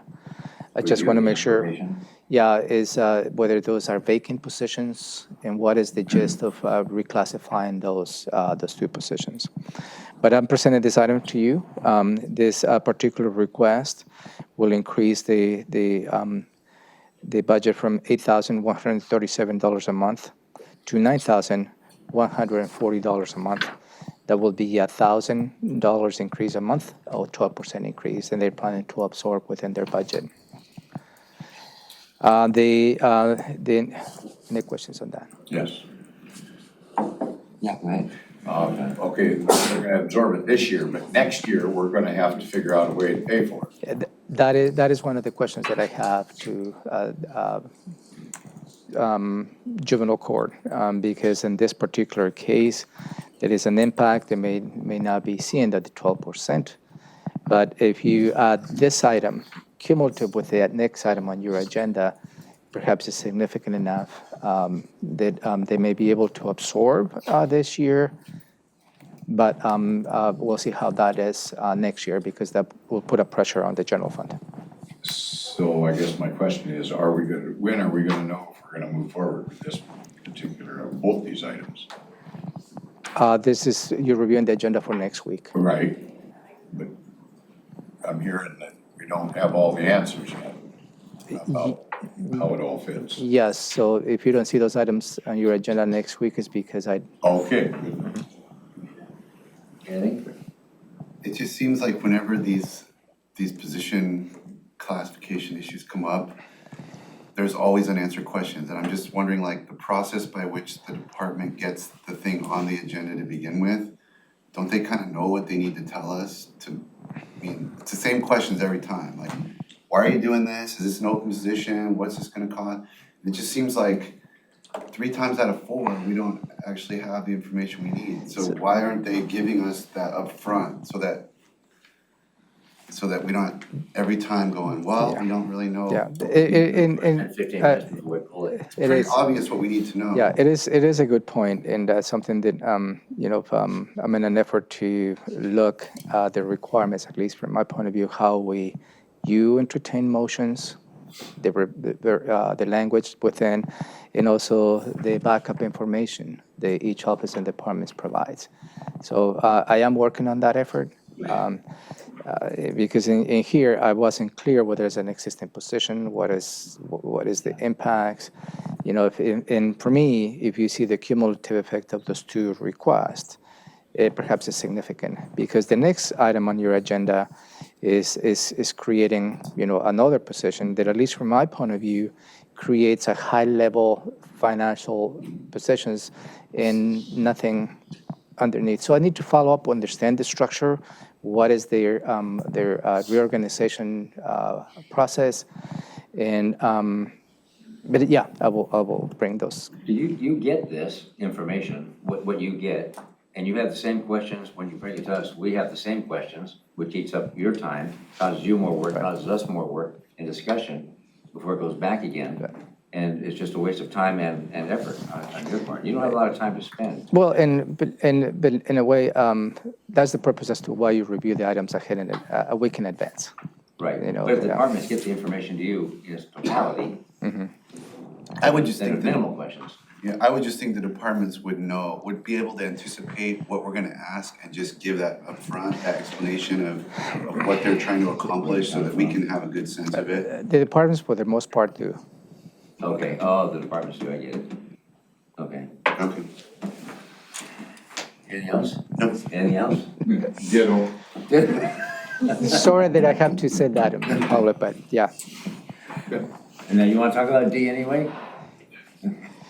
Yes, because probation? I need to make sure that you are tracking on this, because this is another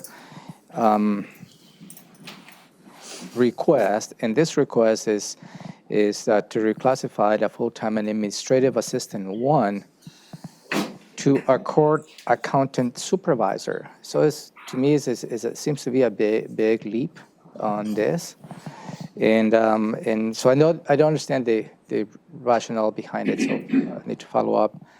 And the impact of this proposal goes from $5,127 to $6,543. That is $1,416, which is 28% increase, which for me is a little bit of unusual to have such increase. But again, I will follow up with the questions that I have.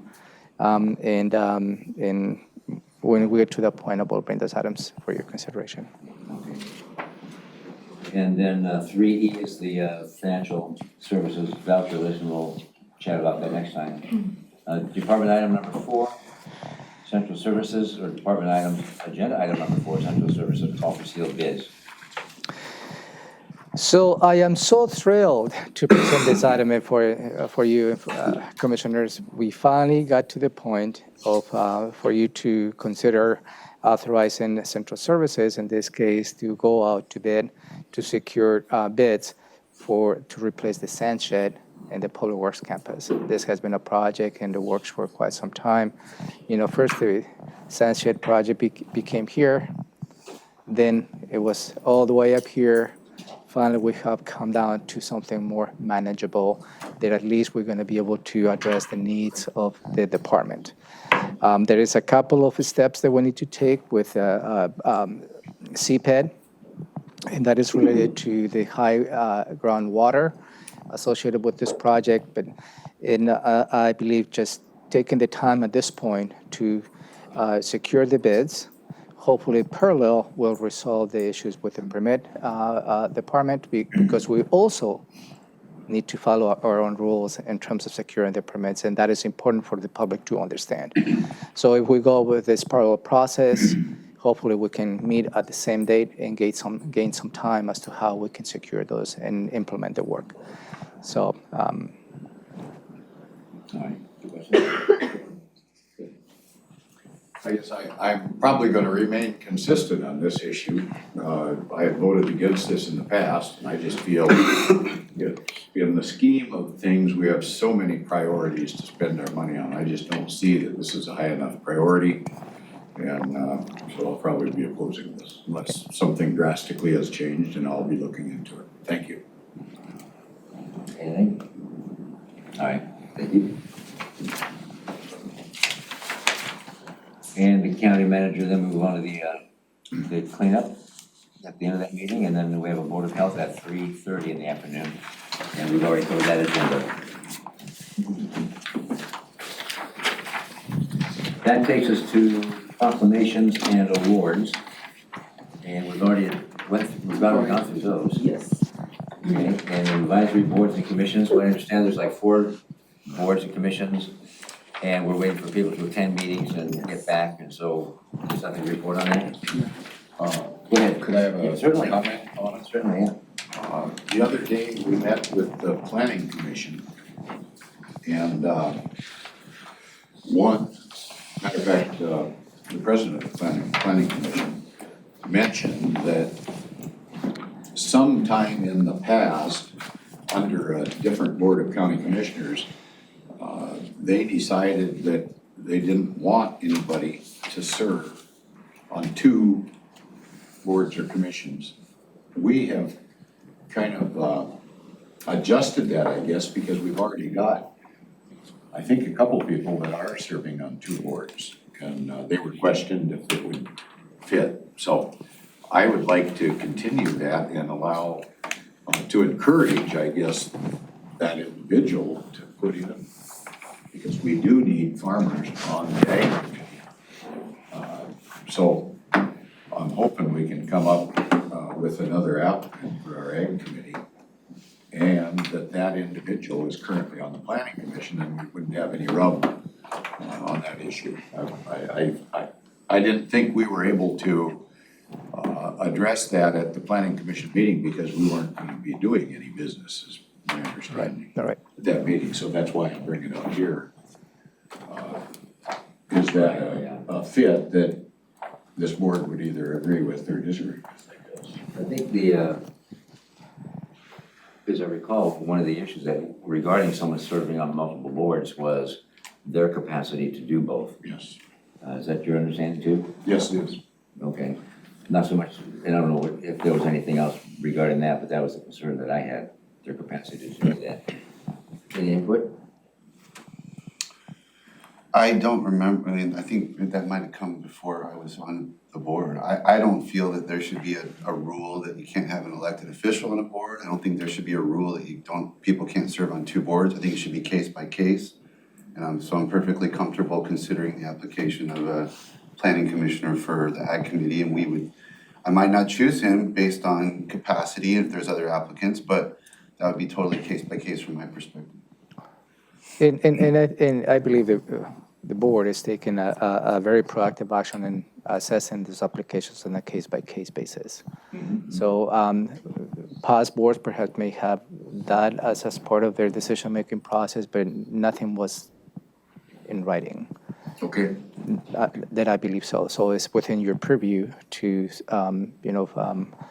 select anybody you see is appropriate for any boards and commissions. So on case by case, and someone can serve on two boards. I don't have a problem with that, as long as they can do it sufficiently. If they have the time. Yeah. I think we've done two in the last. Two. Yeah. Yes, we have. 2 months. Yeah. I just wanted to make sure that the individual that brought it up would know that we have nothing against that happening.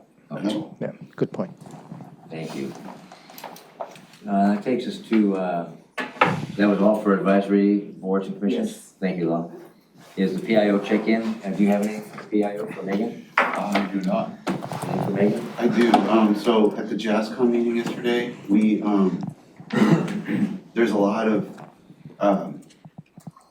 changes happening in animal services, and this is an area where the county is out of line with the cities, and it creates a ton of confusion. I mean, just the percentage of citizen complaints I get that are animal related is, I think, disproportionate to what it ought to be. So anyway, JASCOM would ask each jurisdiction if we would check in with our PIOs and see if there could be open communication, if you had, they just, speaking generally, not knowing what all the jurisdictions do, hey, if you've got a newsletter that you put out and you have an open space, can you contact them? If they want to know what capacity each jurisdiction would have to help them get their message out about animal services changes, and so that it's a good, I think it's an important issue to let our citizens know. Okay. So I'm just communicating that. If you could maybe touch base with Sarah Hawk over there and kind of just explore what the communications should look like,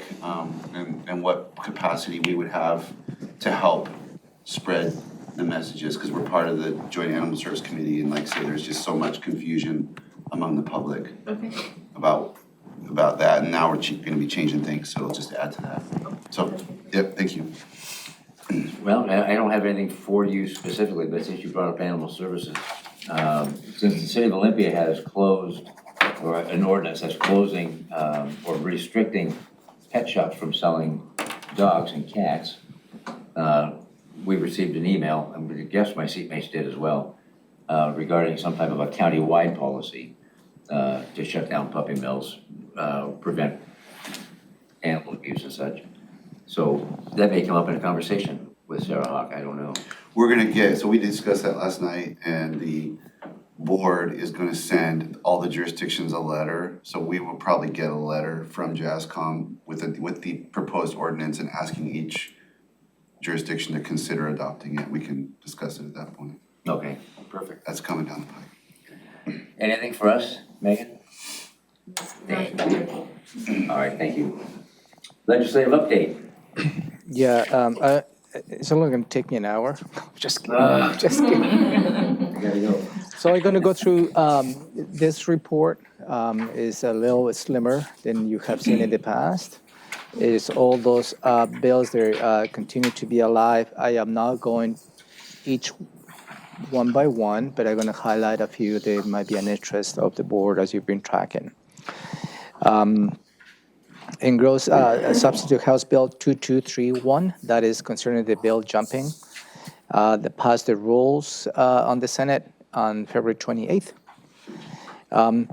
Also amending the state greenhouse gas emission limits, consistency with most recent assessment of climate change science. That's the substitute House Bill 2311. Also passed an executive session in the Senate committee on March 2nd. That was yesterday. The engross substitute House Bill 2342, and that is aligning the timing of the comprehensive plan updates with the timing of the shoreline management updates, as you may remember that. We just review a quick amendment to that bill yesterday, which we supported. The initial bill was bring it up to 10-year review, but then introduced an amendment that it was a check-in of 5 years, which, it didn't make sense. So that they removed the 5-year check-in, so we're still at 10 years, so we're supportive of that, and that moves forward. The other bill that I'd like to highlight is the substitute House Bill 2567. That's concerning open courts, as you may remember, and that includes the brief of the summary is prohibits civil arrest inside or near state court facilities unless a court order authorizes arrest if necessary, the immediate safety of judges and staff. Prohibits the judges, court staff, court security personnel, and prosecutor's office staff from inquiring into collecting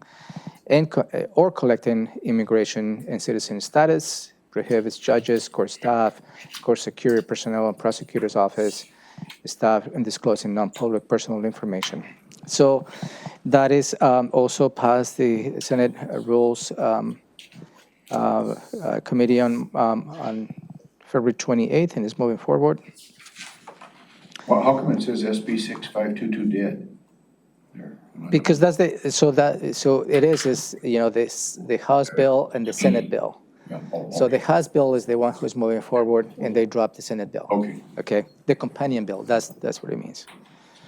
So the engross substitute House Bill 2588. This is improving openness, accountability, transparency into special purpose districts. That was, as you may remember, a concern because of all this, the junior districts that were considered to be unauditable. They had some financial issues. The responsibility came to the county to manage that. It was a great concern because the financial obligation. There was an amendment introduced, which I think is adequate, in which the county can take an action to dissolve those districts if eventually comes to under the jurisdiction of the county. So that's a good thing. The next bill on the next page is engross Senate Bill 5457. This is concerning the subcontractors to be included on any public bid contracts. That has passed the Senate committee on March 2nd. House Bill 1590, allowing the local tax for affordable housing to be imposed by a councilmatic authority. That is moving forward, passed the Rules Committee on February 28th, and that has a very good chance to be successful, and that will be a good tool for you to consider down the road. Engross substitute House Bill 2421, and that is considering the state reimbursement for election cost. I think you're tracking very well on this particular bill, the nuances of that. And it was, I believe, passed this Senate committee on March 2nd. And Senate Bill 6147, the engrossed substitute Senate Bill 6147, concerning the replacement of shoreline armoring. Remember, there was two competing bills at that point. Was one kind of, One, it was requiring not permits whatsoever on armoring the shorelines. That is dead. It's no longer. So what is moving forward is this bill, which requires to look for alternatives before that construction occurs. So, and that's moving forward. And the last bill that I'd like to highlight for you is our engrossed substitute Senate Bill 5522, and that is related to the annexations bill. Passed the House, the Senate, passed the Senate on February 28th, and has good chance to move forward on that as well. That's all I have in terms of my report. Any questions? What was that last one you just said? I'm sorry, it's on the bottom of page 3. That is 5522. Oh, the annexation Trying to find is that. going forward? Yeah. Okay. It's been placed on second reading since of last night. Oh, very good. Annexation up. So last week, when it was in committee, I was a little bit concerned because it was going to be a little bit of split vote, but actually passed committee on a 6-1 vote, which is very encouraging, extremely encouraging. I do have one. Go ahead. Bill? Yeah, on that. Yeah. Does this have to be in a UGA or can it be outside of a UGA? For this municipality, do you know? For the 5522, that's all related to UGAs, So, I mean, Just within the UGA. within the UGA. within the Within the UGA, UGA only. Okay. And the concern just was, UGA, yeah. the concern was, the opposition's concern was there was no referendum, so it wouldn't go to the vote of people. But this bill addresses that by doubling the amount of Public hearings. time that for public comment and gives them a greater voice. I'm glad to hear that, good. So now we're moving to, briefing, public hearing pending, we don't, kind of nothing coming up on that. Nisqually flooding update. So you have for you 2 pieces of document, and I will ask Kurt Harding to come to the podium, is this piece of information. Is, It has a highlights on the back. Kurt is going to go through that, the latest updates. And also this copy of information that Commissioner Edwards asked me to share this with you today.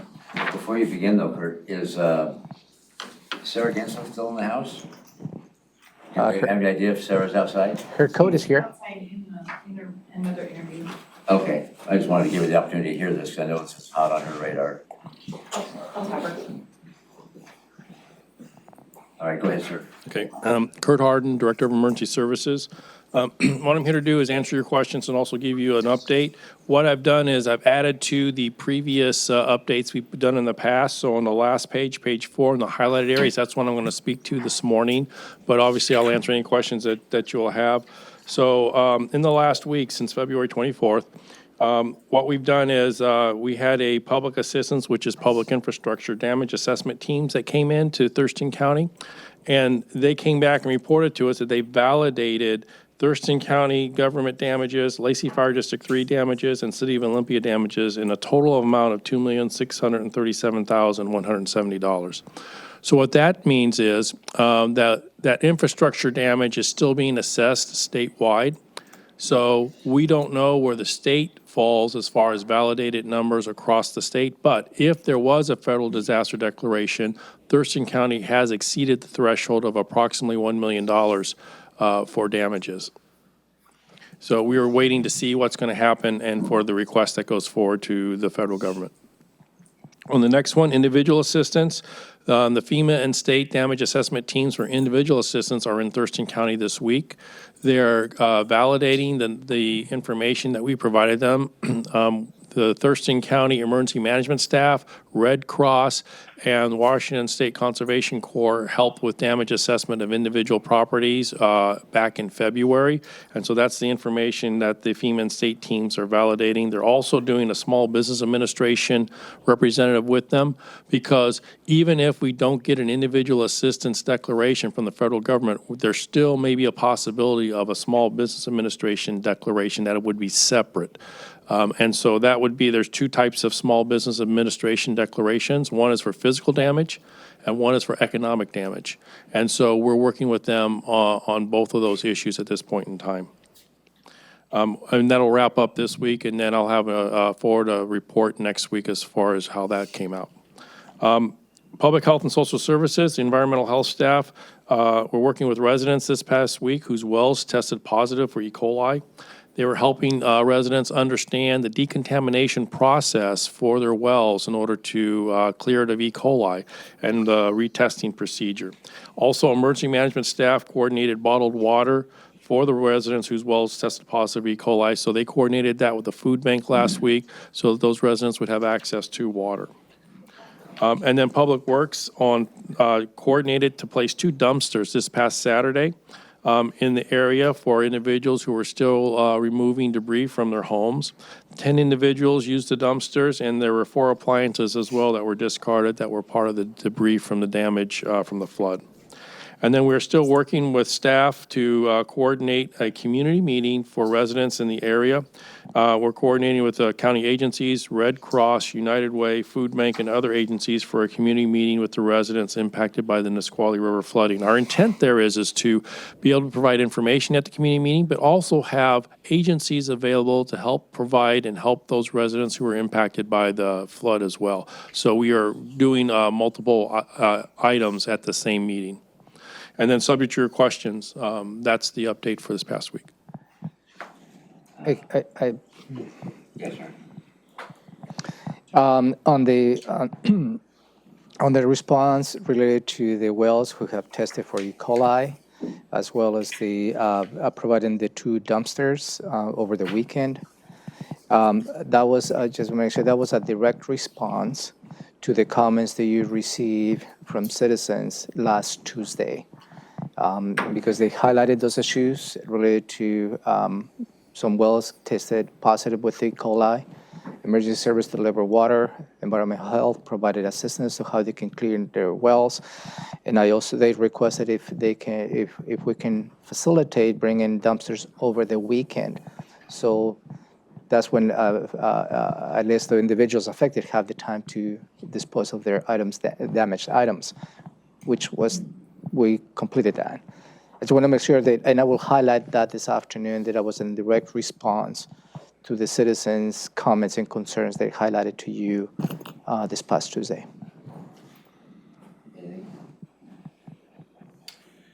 And we have legal capacity to do those things, right? Yes.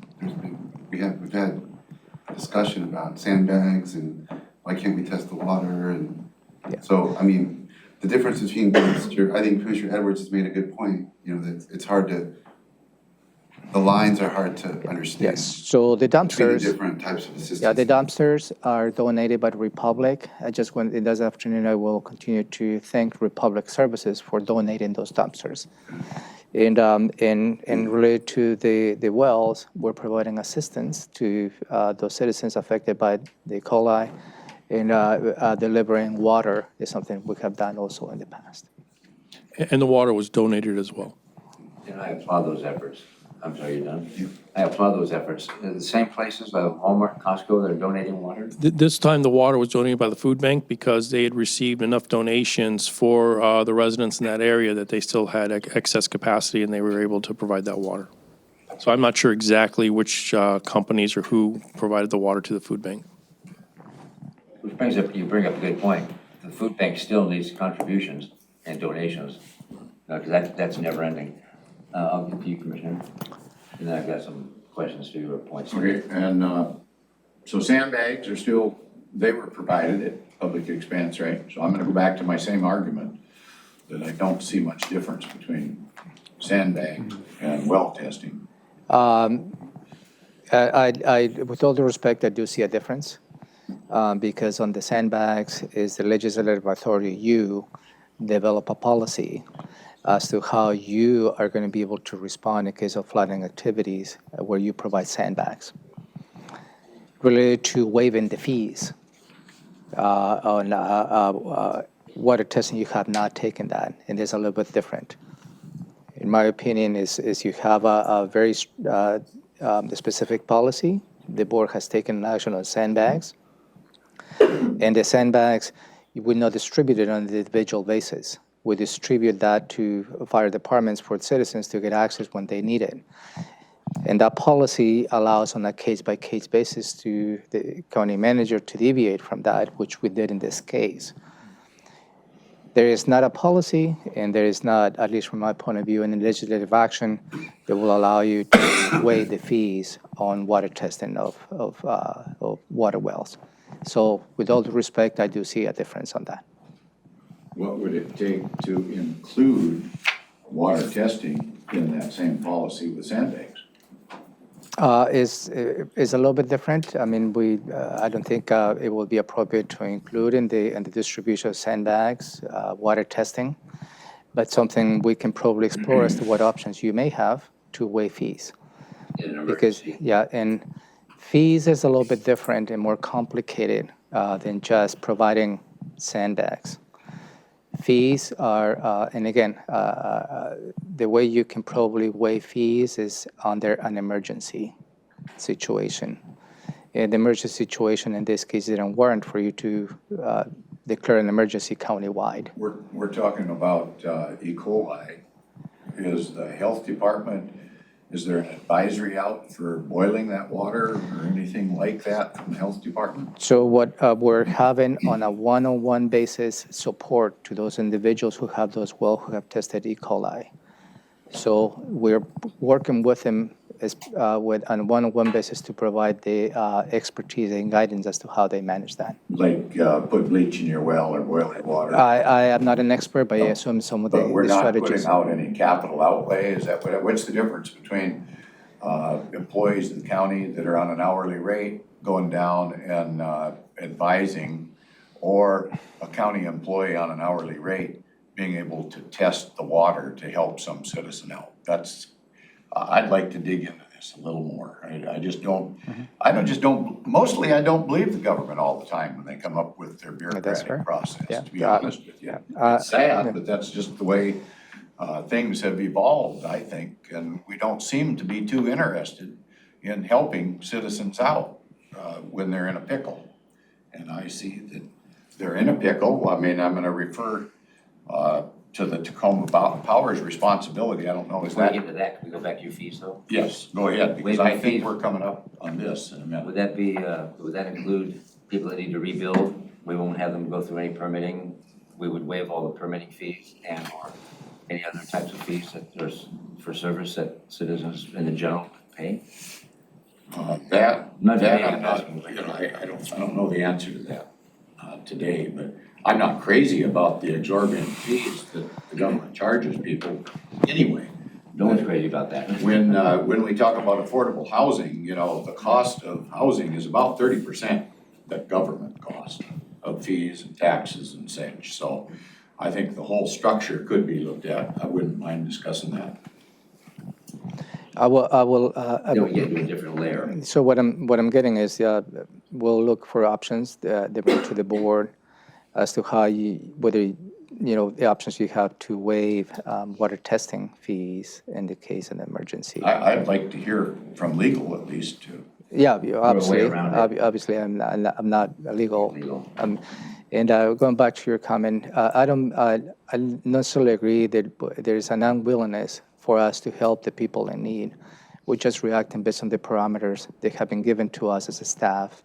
And whether it's an opportunity for you to soften those parameters, I think we're certainly will be in the position to bring some options for you. Thank you. So going back to what you presented that's highlighted in yellow, I'm very happy to hear about the bottled water being supplied and about the well testing for the E. coli, and also about the dumpsters. And one of the comments, I don't know if it was a private comment or a public comment, that people didn't know the dumpsters were going to be coming out.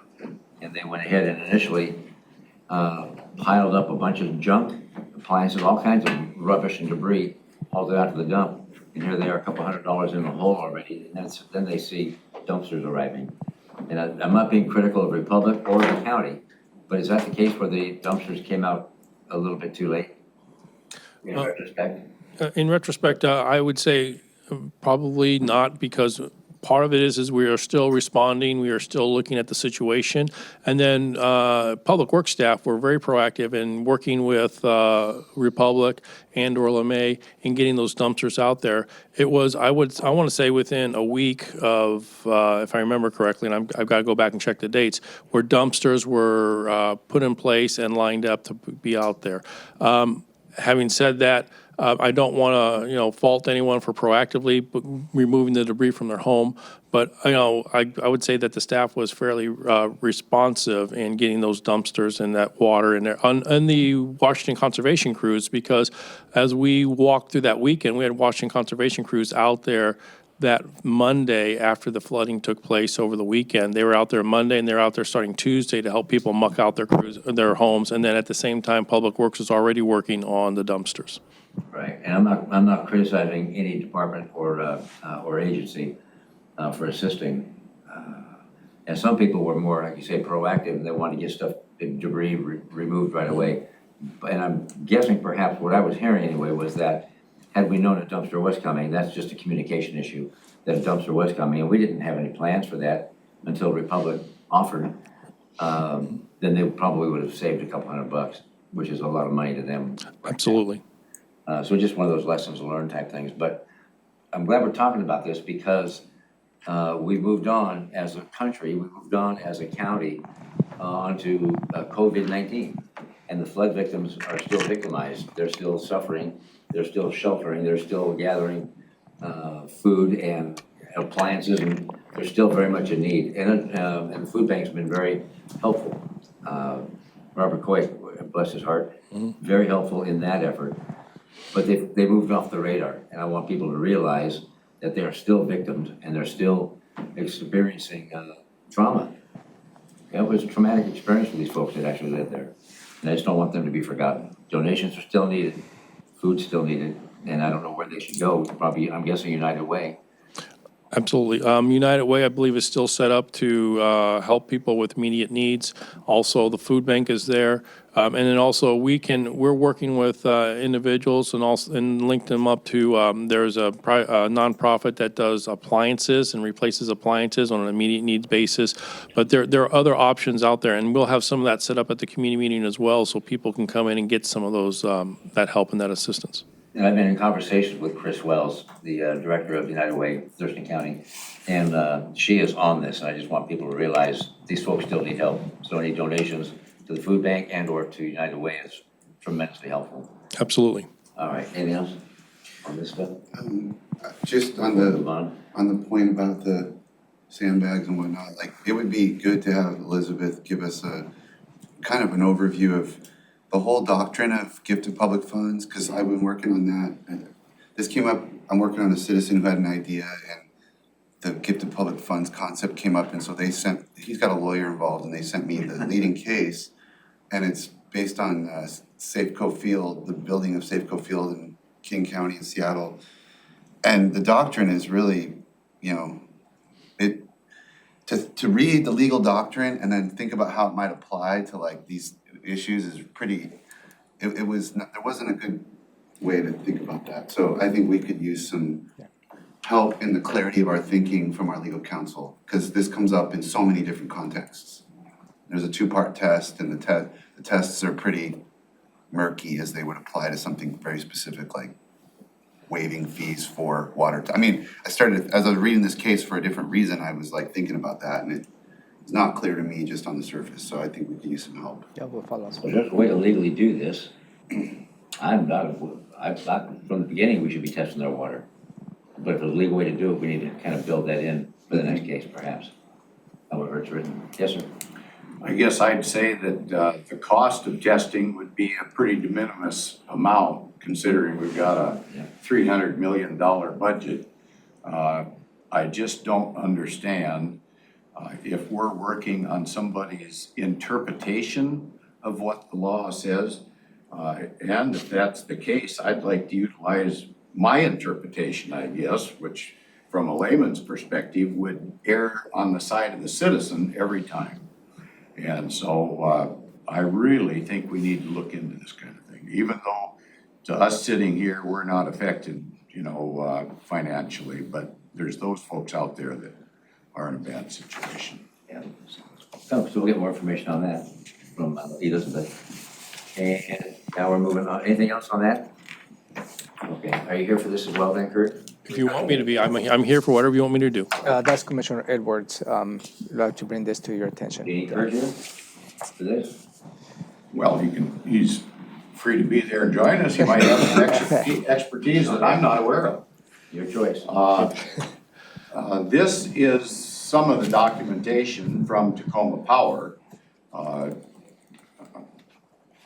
talking about their regulatory authority and responsibility. And we continue to hear that a power company is not necessarily a flood control company. Right. But if you read this emboldened area here, it's in their own paperwork that the licensee shall be liable for damages. So I keep hearing about how they're not liable, and that's been determined somewhere along the line by a court, but they recognize that they are liable. And I would like to pursue legal action that would benefit the citizens. Most citizens don't have the wherewithal to go up against these big corporate entities. And I think it's our responsibility to represent the citizen. And again, that might be a gifting of resource if we move forward, but I don't see any difference between this and the opioid response or the tobacco claims that were brought in the name of the citizens. So I'd like to push forward on this, and I'm not buying this bureaucratic stuff about, well, they're not responsible, so we'll just drop it. I want to continue to pursue what type of legal responsibility the Tacoma Power folks have in regard to the damages they caused. And the reason I say they caused it, they had ample opportunity to release water well ahead of time. They had the same weather reports that we did, but they chose to retain that water so that they could produce power and make more money. So it all becomes down to corporate greed, and the little guy gets the raw end of the deal. So are you looking to have the prosecuting attorney look at this and? Go ahead, So Commissioner, you have been consistent on the message, and I appreciate that. And staff has not dropped the issue. Staff is working on getting additional information for some of the citizens have provided to you. So their perspective, you heard about the curbs and the water behind the dam and all that. That is good information gathering. They went through the process of this. So, and the next steps will be to engage the prosecuting attorney. And you will have a conversation with John Thunheim in an executive session. And that will be the setting in which you can determine whether a legal action is adequate with the attorneys in the room. And that's coming up. We have not scheduled yet, Okay. but that should be coming up soon. It's in the works. Yeah. Good. how can we hurry that process up? Does that take a vote of this board? Yeah, we're hearing it, so You're I don't, hurrying? so I don't know what, the thing is, I cannot with all due respect, I cannot have an attorney tomorrow here. And Oh, this was some time ago. And by the way, give us our legal perspective as to whether we can have any legal actions that got Tacoma Power. I think they also need to be in the position to review the case and the options so they can give you a good perspective as to what the options you have as a board. There seems to be quite a few cases that have been heard in the courts and over things like hurricanes or whatever in the past. So I think there's precedents that's been set showing that these regulatory authorities or power authorities do have responsibility for damages that they create, because they created it through negligence.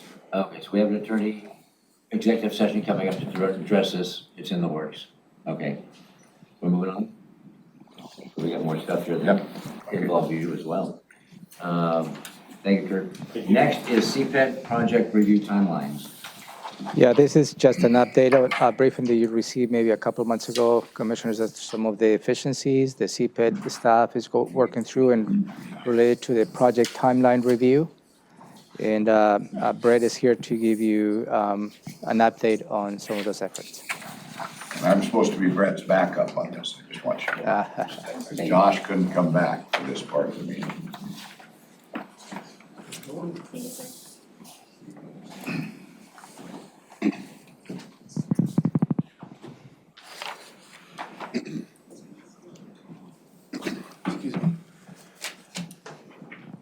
Thank you very much. Brett Burris, Building and Planning Manager with Community Planning and Economic Development. This is just intended to give you a status update of all the activities that have been going on with the project review timeline. And the first one, which is the first sheet that you have, is the project review timeline as it relates to the Johnson Smokehouse project.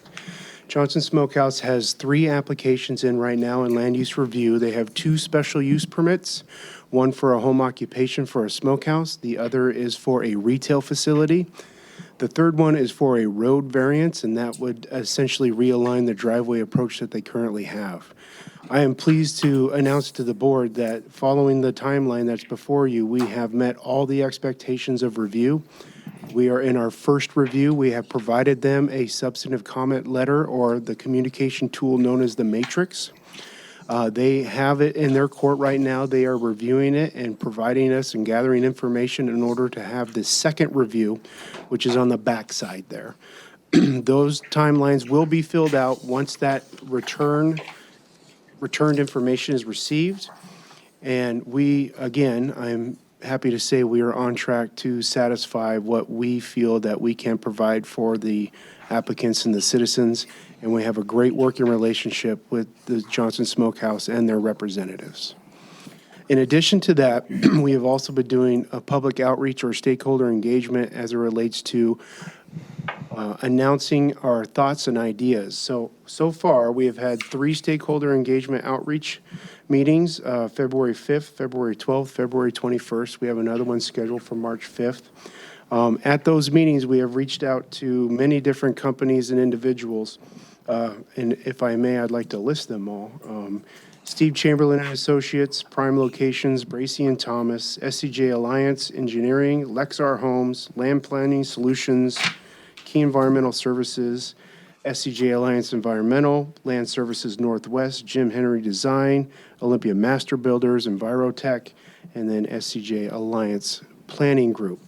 We are reaching out on February 5th to Hatton, Godot, and Pantier, and I'm trying to get a couple of surveyors to come as well.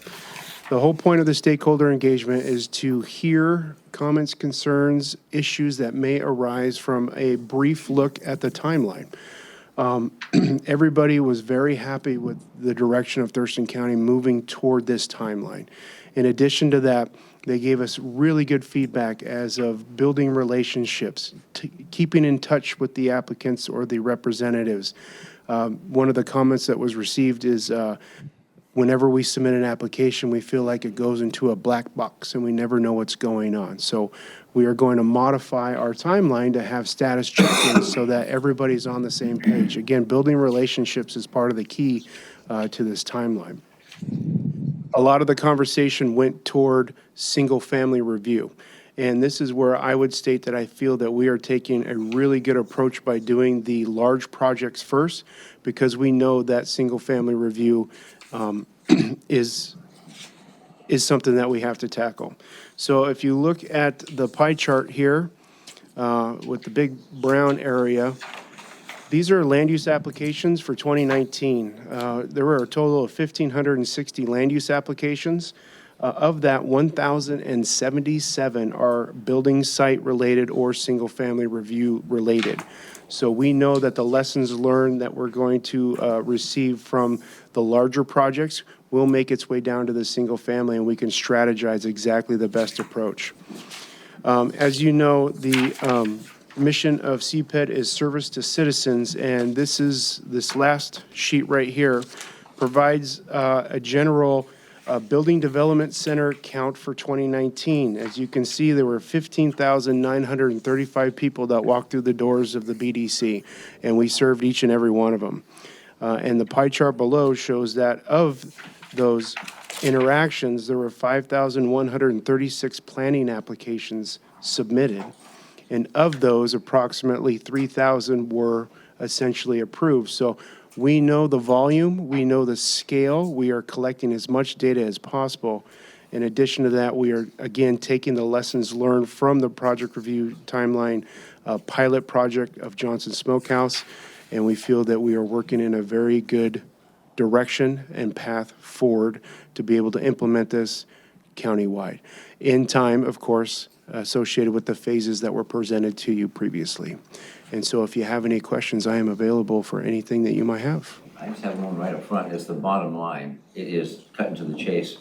When can the public and I start patronizing Johnson Smokehouse again? Well, if all goes well, if you remember from the briefing that I held, there was a line graph, and the line graph had county time, applicant time, county time, and that's review and processing.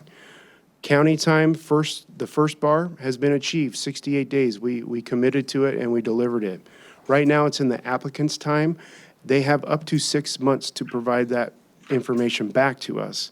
And then once we do receive it, it'll be back on county time, and then we are going to commit to a 77-day review to get to a recommendation. So if all goes well, if they submit it tomorrow, we could be 77 days away from scheduling a public hearing.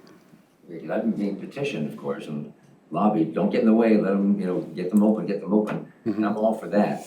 But we're waiting for the applicant then to present and provide information to the county? Yeah, at this time, our initial first phase or first review yielded some information that we needed in order to continue with the approval. Things like a landscaping plan, I believe, is required. Some information from environmental health, which I'm not with the health department, so I don't want to speak on their behalf. But there were items that were necessary to move forward with approval, and we have requested that of them.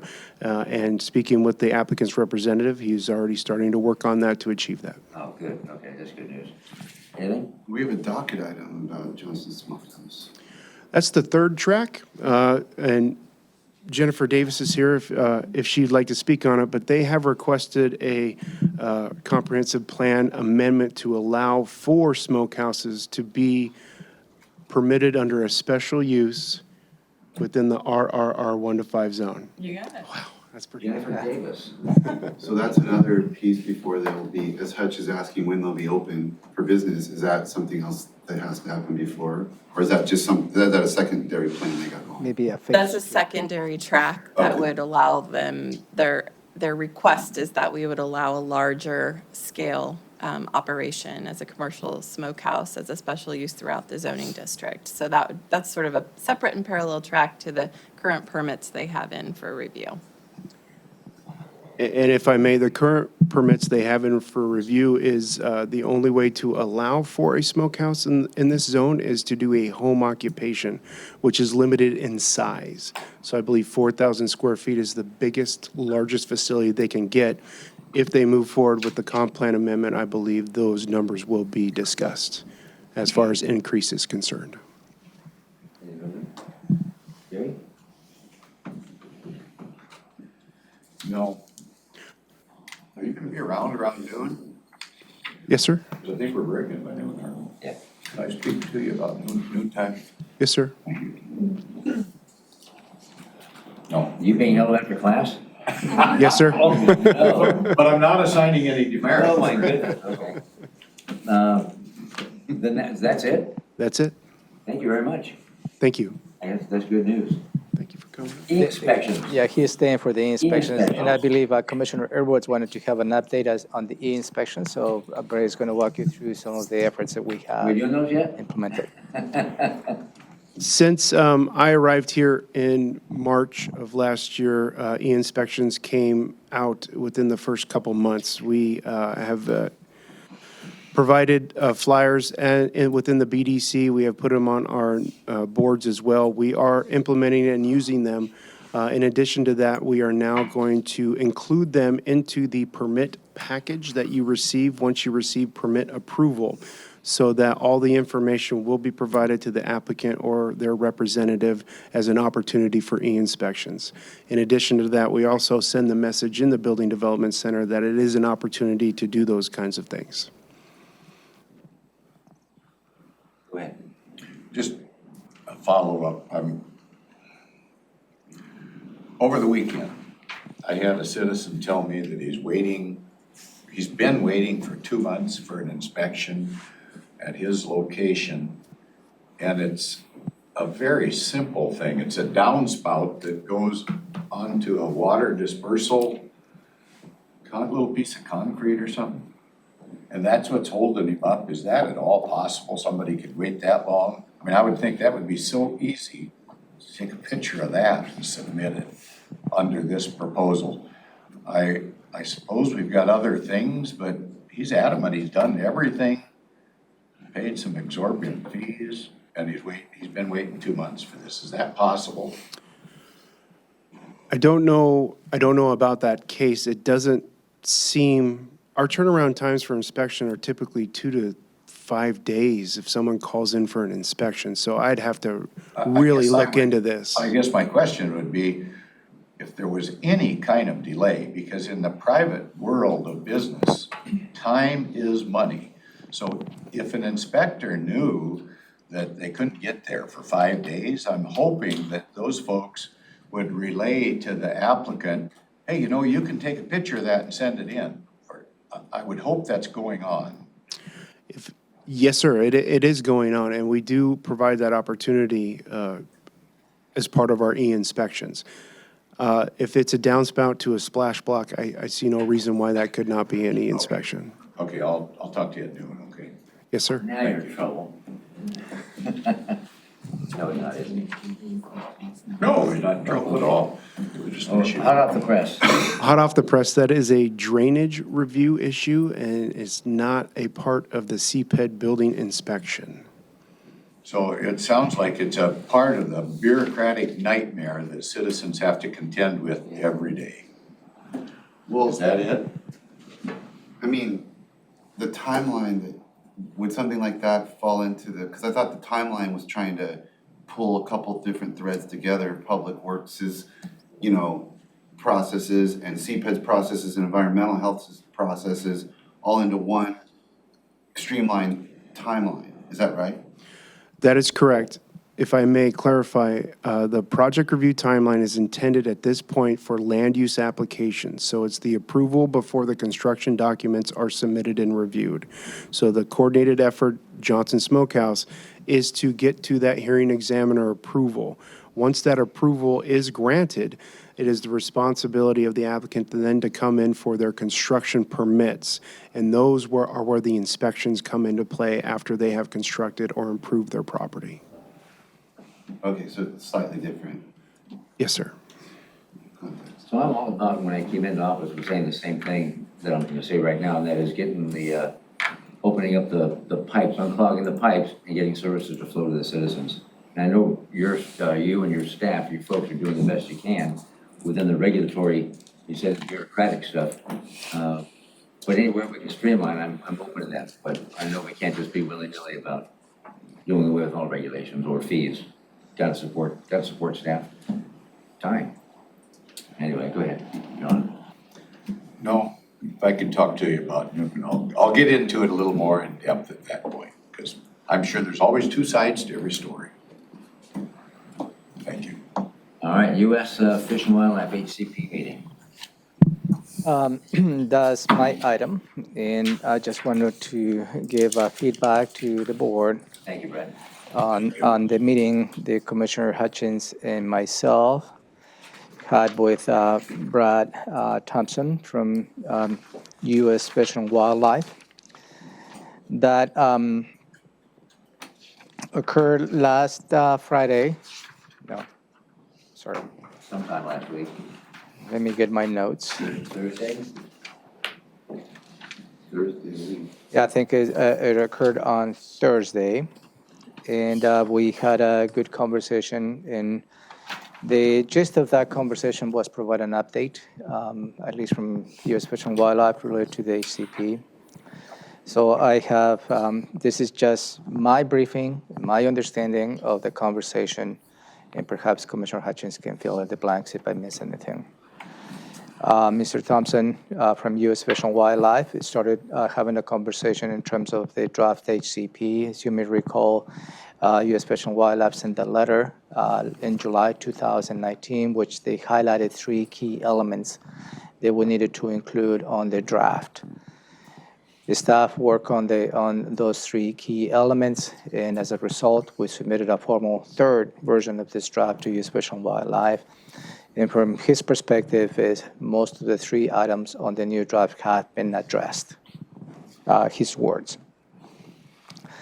There is a couple of items, it's more specific. They, in a way, we were kind of expecting that. As he stated, he just needs some specifics. They need to connect the dots within the document. And that is what he was stating. Through the conversation, perhaps U.S. Fish and Wildlife and the county can agree on the main objective to have a very robust document before they go out for public review. And before we go out to public review, is going through the environmental process, in this case, the NEPA process. And from his point of view is we need to make sure the document is robust enough to survive the public scrutiny during the NEPA process, because they do have a deadline. As soon as the public process begins under the NEPA process, they need to issue a determination within 365 days, 12 months. So that's the timeline they need to be operating under. So we asked as to what specific items they might be looking as a result of this conversation. He said that he's not in the position at this point, so what he has asked his staff that in 3 weeks they come up with the specific questions about the elements of the document that we need to address with the staff. And also they requested to begin within 3 weeks a series of meetings at the technical level so they can start working on the specific questions his staff may have. I continue to ask as to what specific questions they may have. And he suggested that perhaps, for instance, is in the document makes a reference of the good neighbor principle. And although he said that sounds good, but he would like to have additional information as to what that really means. Okay. And also he explained that perhaps another element of the specifics could be included related to the data layer they maintain on their GIS, where they have found specific locations as to when the species have been found during the inspections, meaning, and on their map, we have a 2017 information based on their data. They specifically identifies actual sighting of those species being present. He suggested that perhaps one of the conversations that we need to have is perhaps to having that information set in stone in 2017 may not give the ability to be more flexible if other additional information may materialize as a result of their inspections. Perhaps the review of that later can be done on a periodic basis after it is approved. And also one of the, and then we'll start having a conversation as to what the solicitors, that's their lawyer, as to what their role is on this. He has also asked the solicitor to review the document within 3 weeks. So all that will come as part of the overall conversation related to addressing some of their items. The 2 elements the solicitor will be reviewing on this, on the draft, is the funding strategy, and at least from my point of view, that was something that he needed to, or she needed to review anyways of the plan just to make sure it's adequate. But something came up on that conversation, in additional review, that perhaps created a little bit of a concern. And that is the That is the federal designated critical habitat at the parcel level. Aside from this effort of the HCP, the federal government has identified specific parcels. They are designated as the federal designated critical habitat. Those areas equate to just about 120 acres, I believe, in our plan. Please come in, Jennifer. And it's about 120 acres. And the way we are planning to address that is going through the same mitigation efforts that we have, meaning if there's an impact related to those federal designated critical habitat parcels, we go through the same mitigation method that we go through on any other parcels that may be affected by the Massawa Pocket Gopher.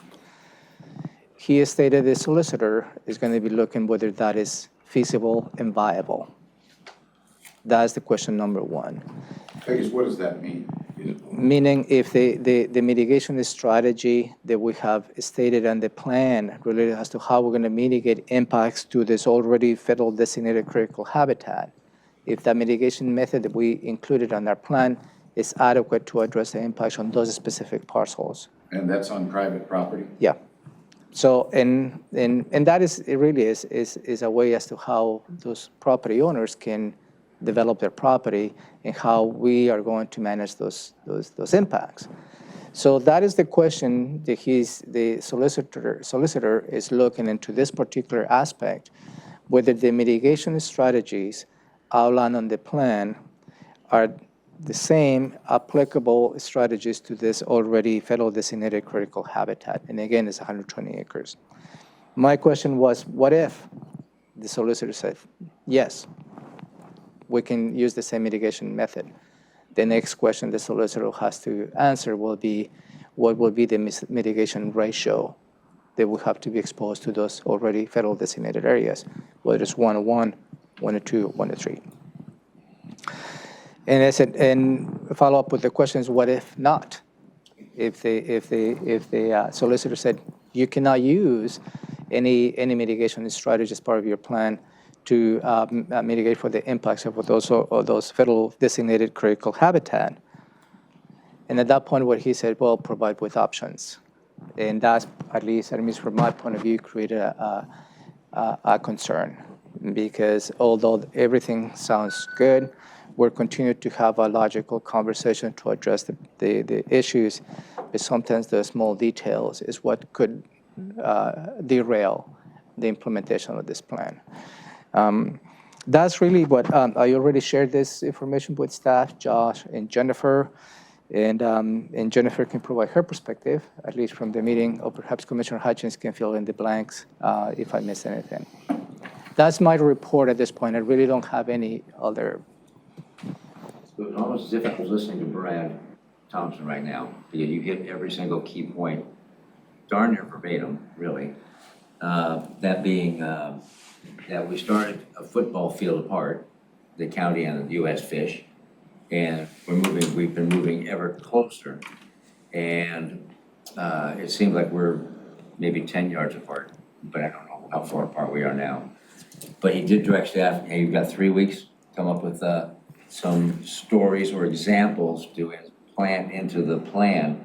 So the layperson, we understand the ratio, we understand the funding, but most people don't. So put in some type of an anecdote or a story, an example, so the public reading it, oh, that's what they mean, okay, the good neighbor philosophy or good neighbor protocol.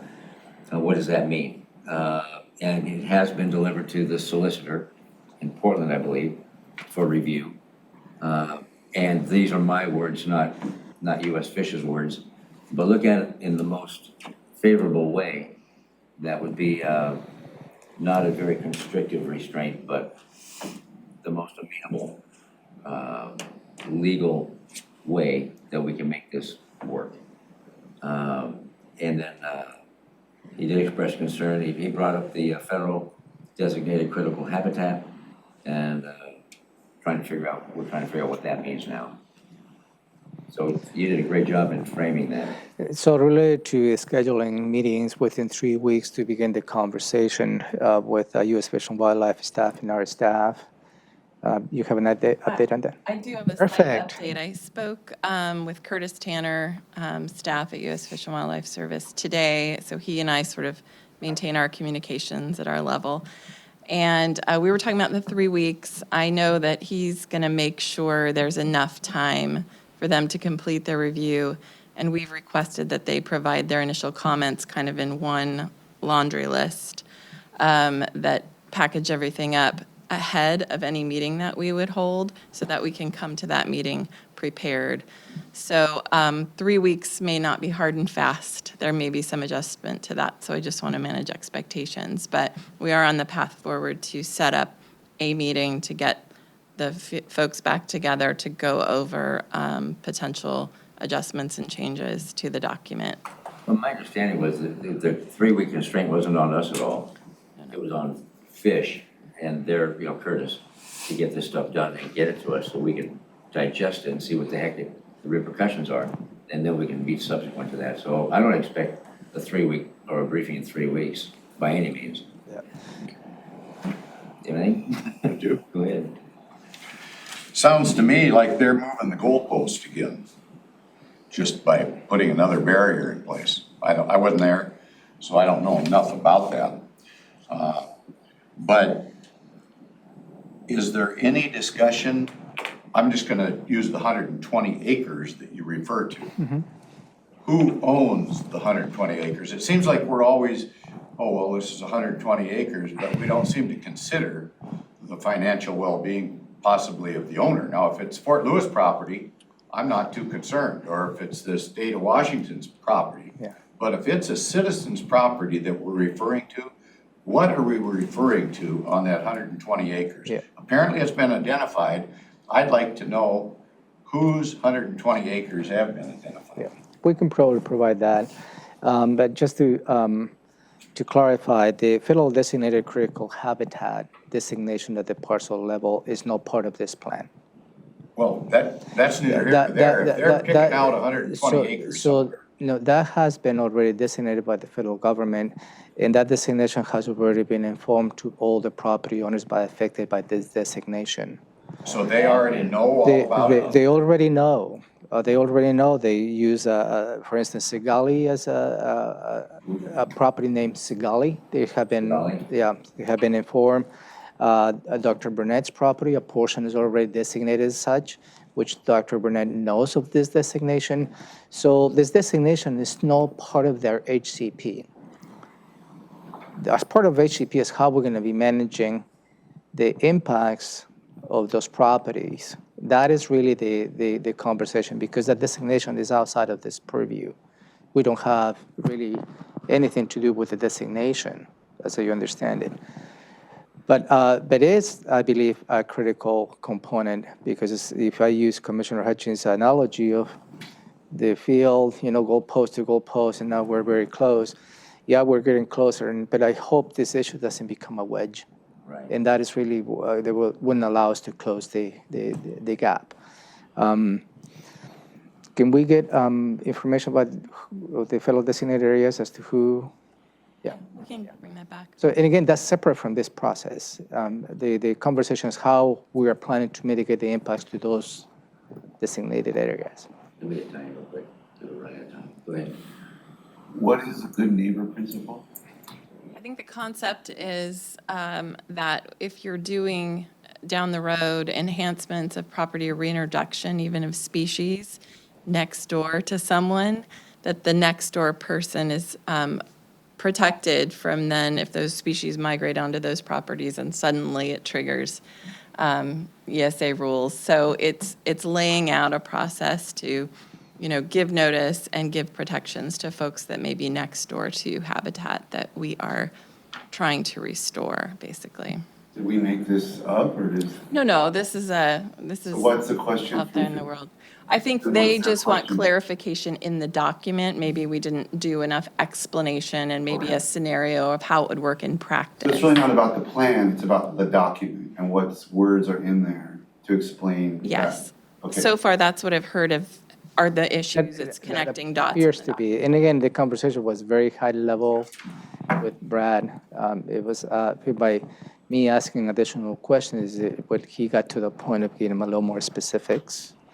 I'm concerned about what the commissioner said about moving the goalposts. I mean, in your estimation, because, we got 15, Josh kept saying, we had 15 items, we're working through them one by one, and now we're down to 3. And I thought we completely responded as best we could to those 3 items. So are these questions that you're hearing, I know you haven't heard much about them, but what you've heard, are they subsets of the items that we're already addressing, or are they bringing at the new, bring me another rock scenario where this is some new topic area? Because I hadn't heard of federally designated critical habitat, and that we'd have to have potentially a different mitigation strategies for those. I mean, I'm not doing the work you guys are doing, but I've never heard of that. So is this a new thing? These guys have been working on this for years before me, so.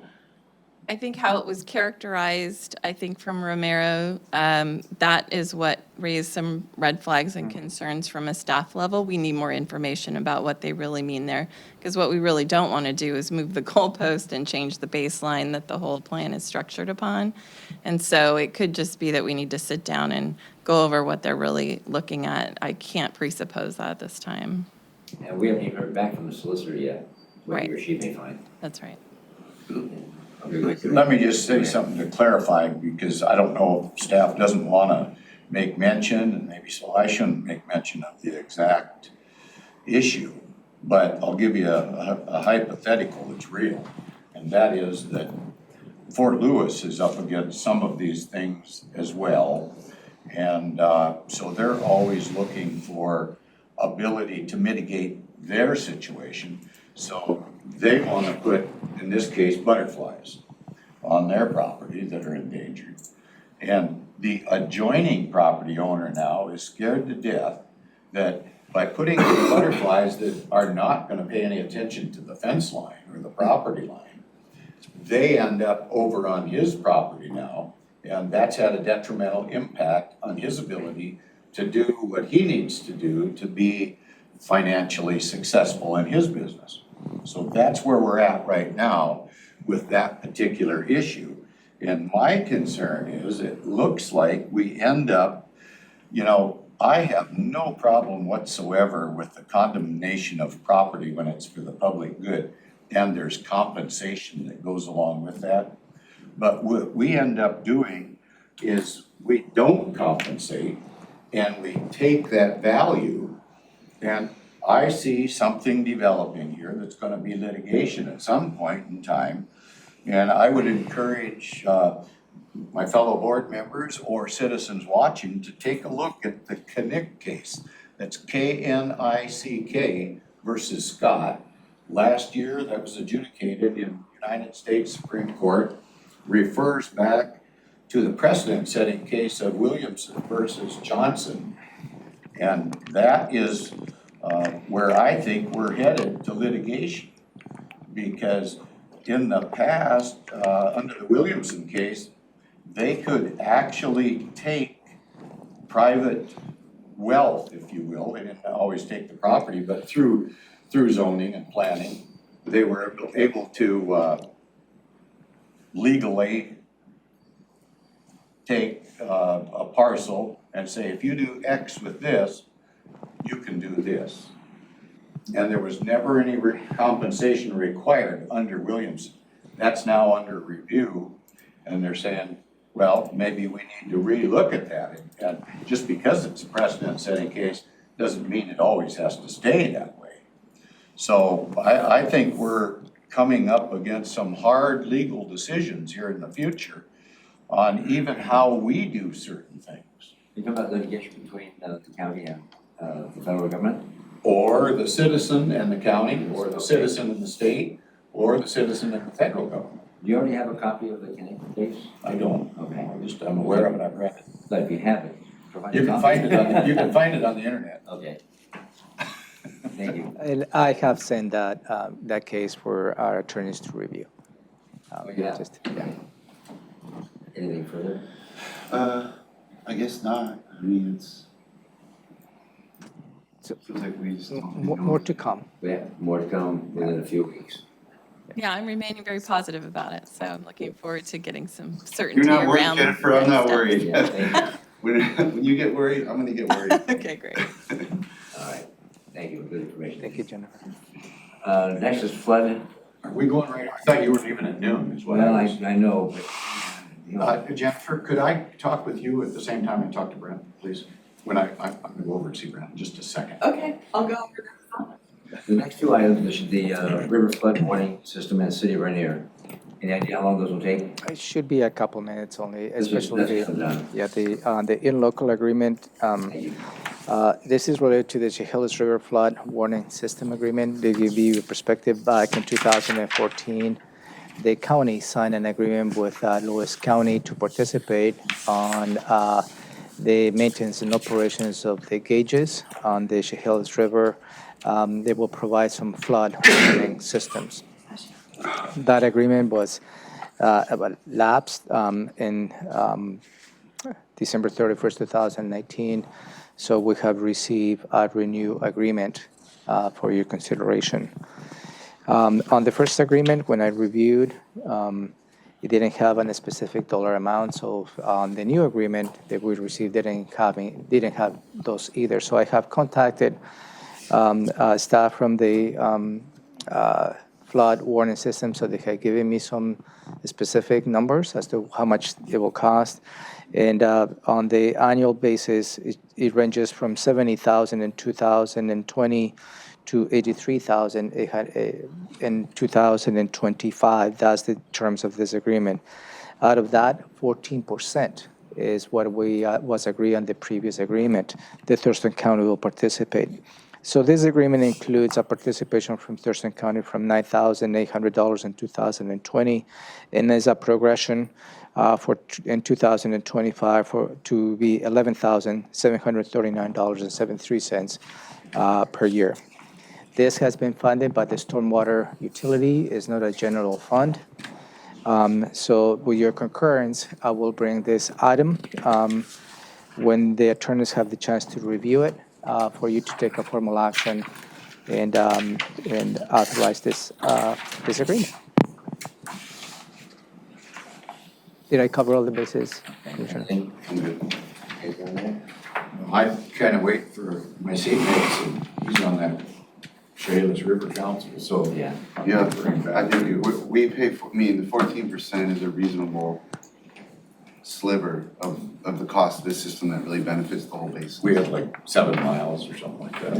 Yeah, we have a big part of the floodplain, but we don't, but it's, you know, yeah. But we're not we don't have the structures at risk that Lewis County has.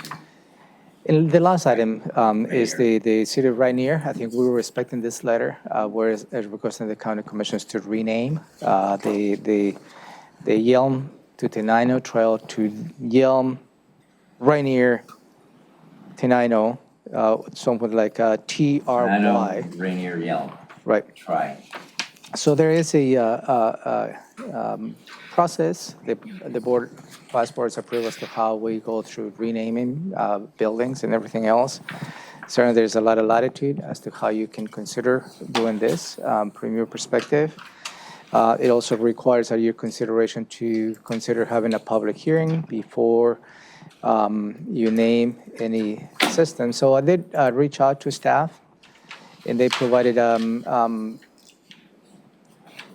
some feedback in terms of naming or considering this.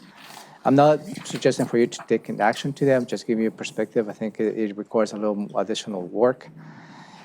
Staff perhaps is a little bit concerned that if the different names of the trails start getting into point A to point B, and so it's going to take many names at some point of the trail, that perhaps may not be prudent. And this is just staff's perspective at this point to consider this. Perhaps where the board may consider is to step back and see what the name of the overall trail system should be, and maybe engage the public as to how the naming of the whole system of the trail should be, without getting to the point of this is my words, catering to some specific requests, because at the end of the exercise, we're going to have many stops along the way, and the trail name is going to be perhaps this long.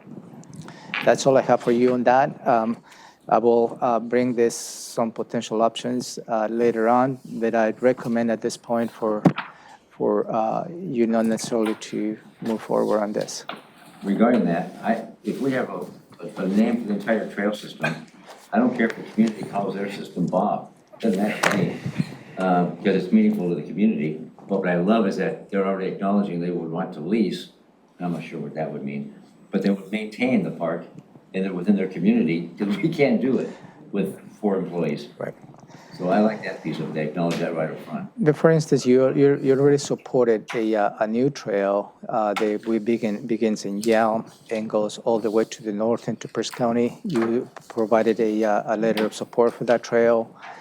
You had a public testimony from that as well. That's not And that begins I know that's not that begins in Yelm and moves into Pierce County. If we were to go with that approach of naming the beginning and end of that trail, where the jurisdiction begins and starts, become a little more complicated. For instance, on that, the name of the trail is Prairie Line Trail. A little more broad, a little more high level. Perhaps you may consider having that approach. And this letter may be a good time to revisit the name of the overall trail system. Maybe we can make all 3 cities angry at us instead of just one. It sounds like what you're saying. I mean, devil's advocate, I would just say that, it's not like we've got, 25, I mean, we literally, other than Olympia, Tomar, and Lakes, we literally have 4 towns. We have, Yelm, Tenino, Rainier, Dakota. Like, that's all we have in Thurston County. Yeah, So, but it's the gated Belmore Trail that is in the plans. For instance, the gated Belmore, those jurisdictions have disappeared. They're no that's a longer part of historic, it. but it's got a historic connection. But that trail eventually will connect Tumwater, it will connect Olympia. So That would be my concern, is like, what's the vision? What's the future? Where are we headed? Right. But I don't necessarily have a heartache about adding 1 town, because we only have 4 towns. It's not gonna get out of hand like the way it could somewhere else. So maybe what I could suggest is maybe have Parks staff to bring a map and just have a refresher of all the different trail segments that we have and the names that we have associated with it. For the planning session? Yeah, that will be a good. Because this was, and just again, I'm sticking with my devil's advocate. This was brought up, you guys were there for the study, and this was brought up with our Visitors Convention Bureau. They're trying to brand these places, and they've got marketing materials, and they're encouraging the towns to market their own, special signage that highlights their, so it might be clunky just as a trail name, but it might make more sense when it's connected to a larger marketing branding strategy for the communities. Just maybe, I don't know. Just to make sure that this is my only suggestion. You can take an action and direct me to change the name as you deem appropriate, and that is the direction that I will take. I'm just providing a perspective. Yeah, no, it's So fine. please don't take this as you are not able to exercise your decision. No, I get that way. All right, anything for the good of the order? So I'll bring this item on the April 24th planning session. Planning session would be perfect. We're adjourning this meeting, and then, but don't start talking. We're gonna shut the music off or something. Okay, we're done. Thank you.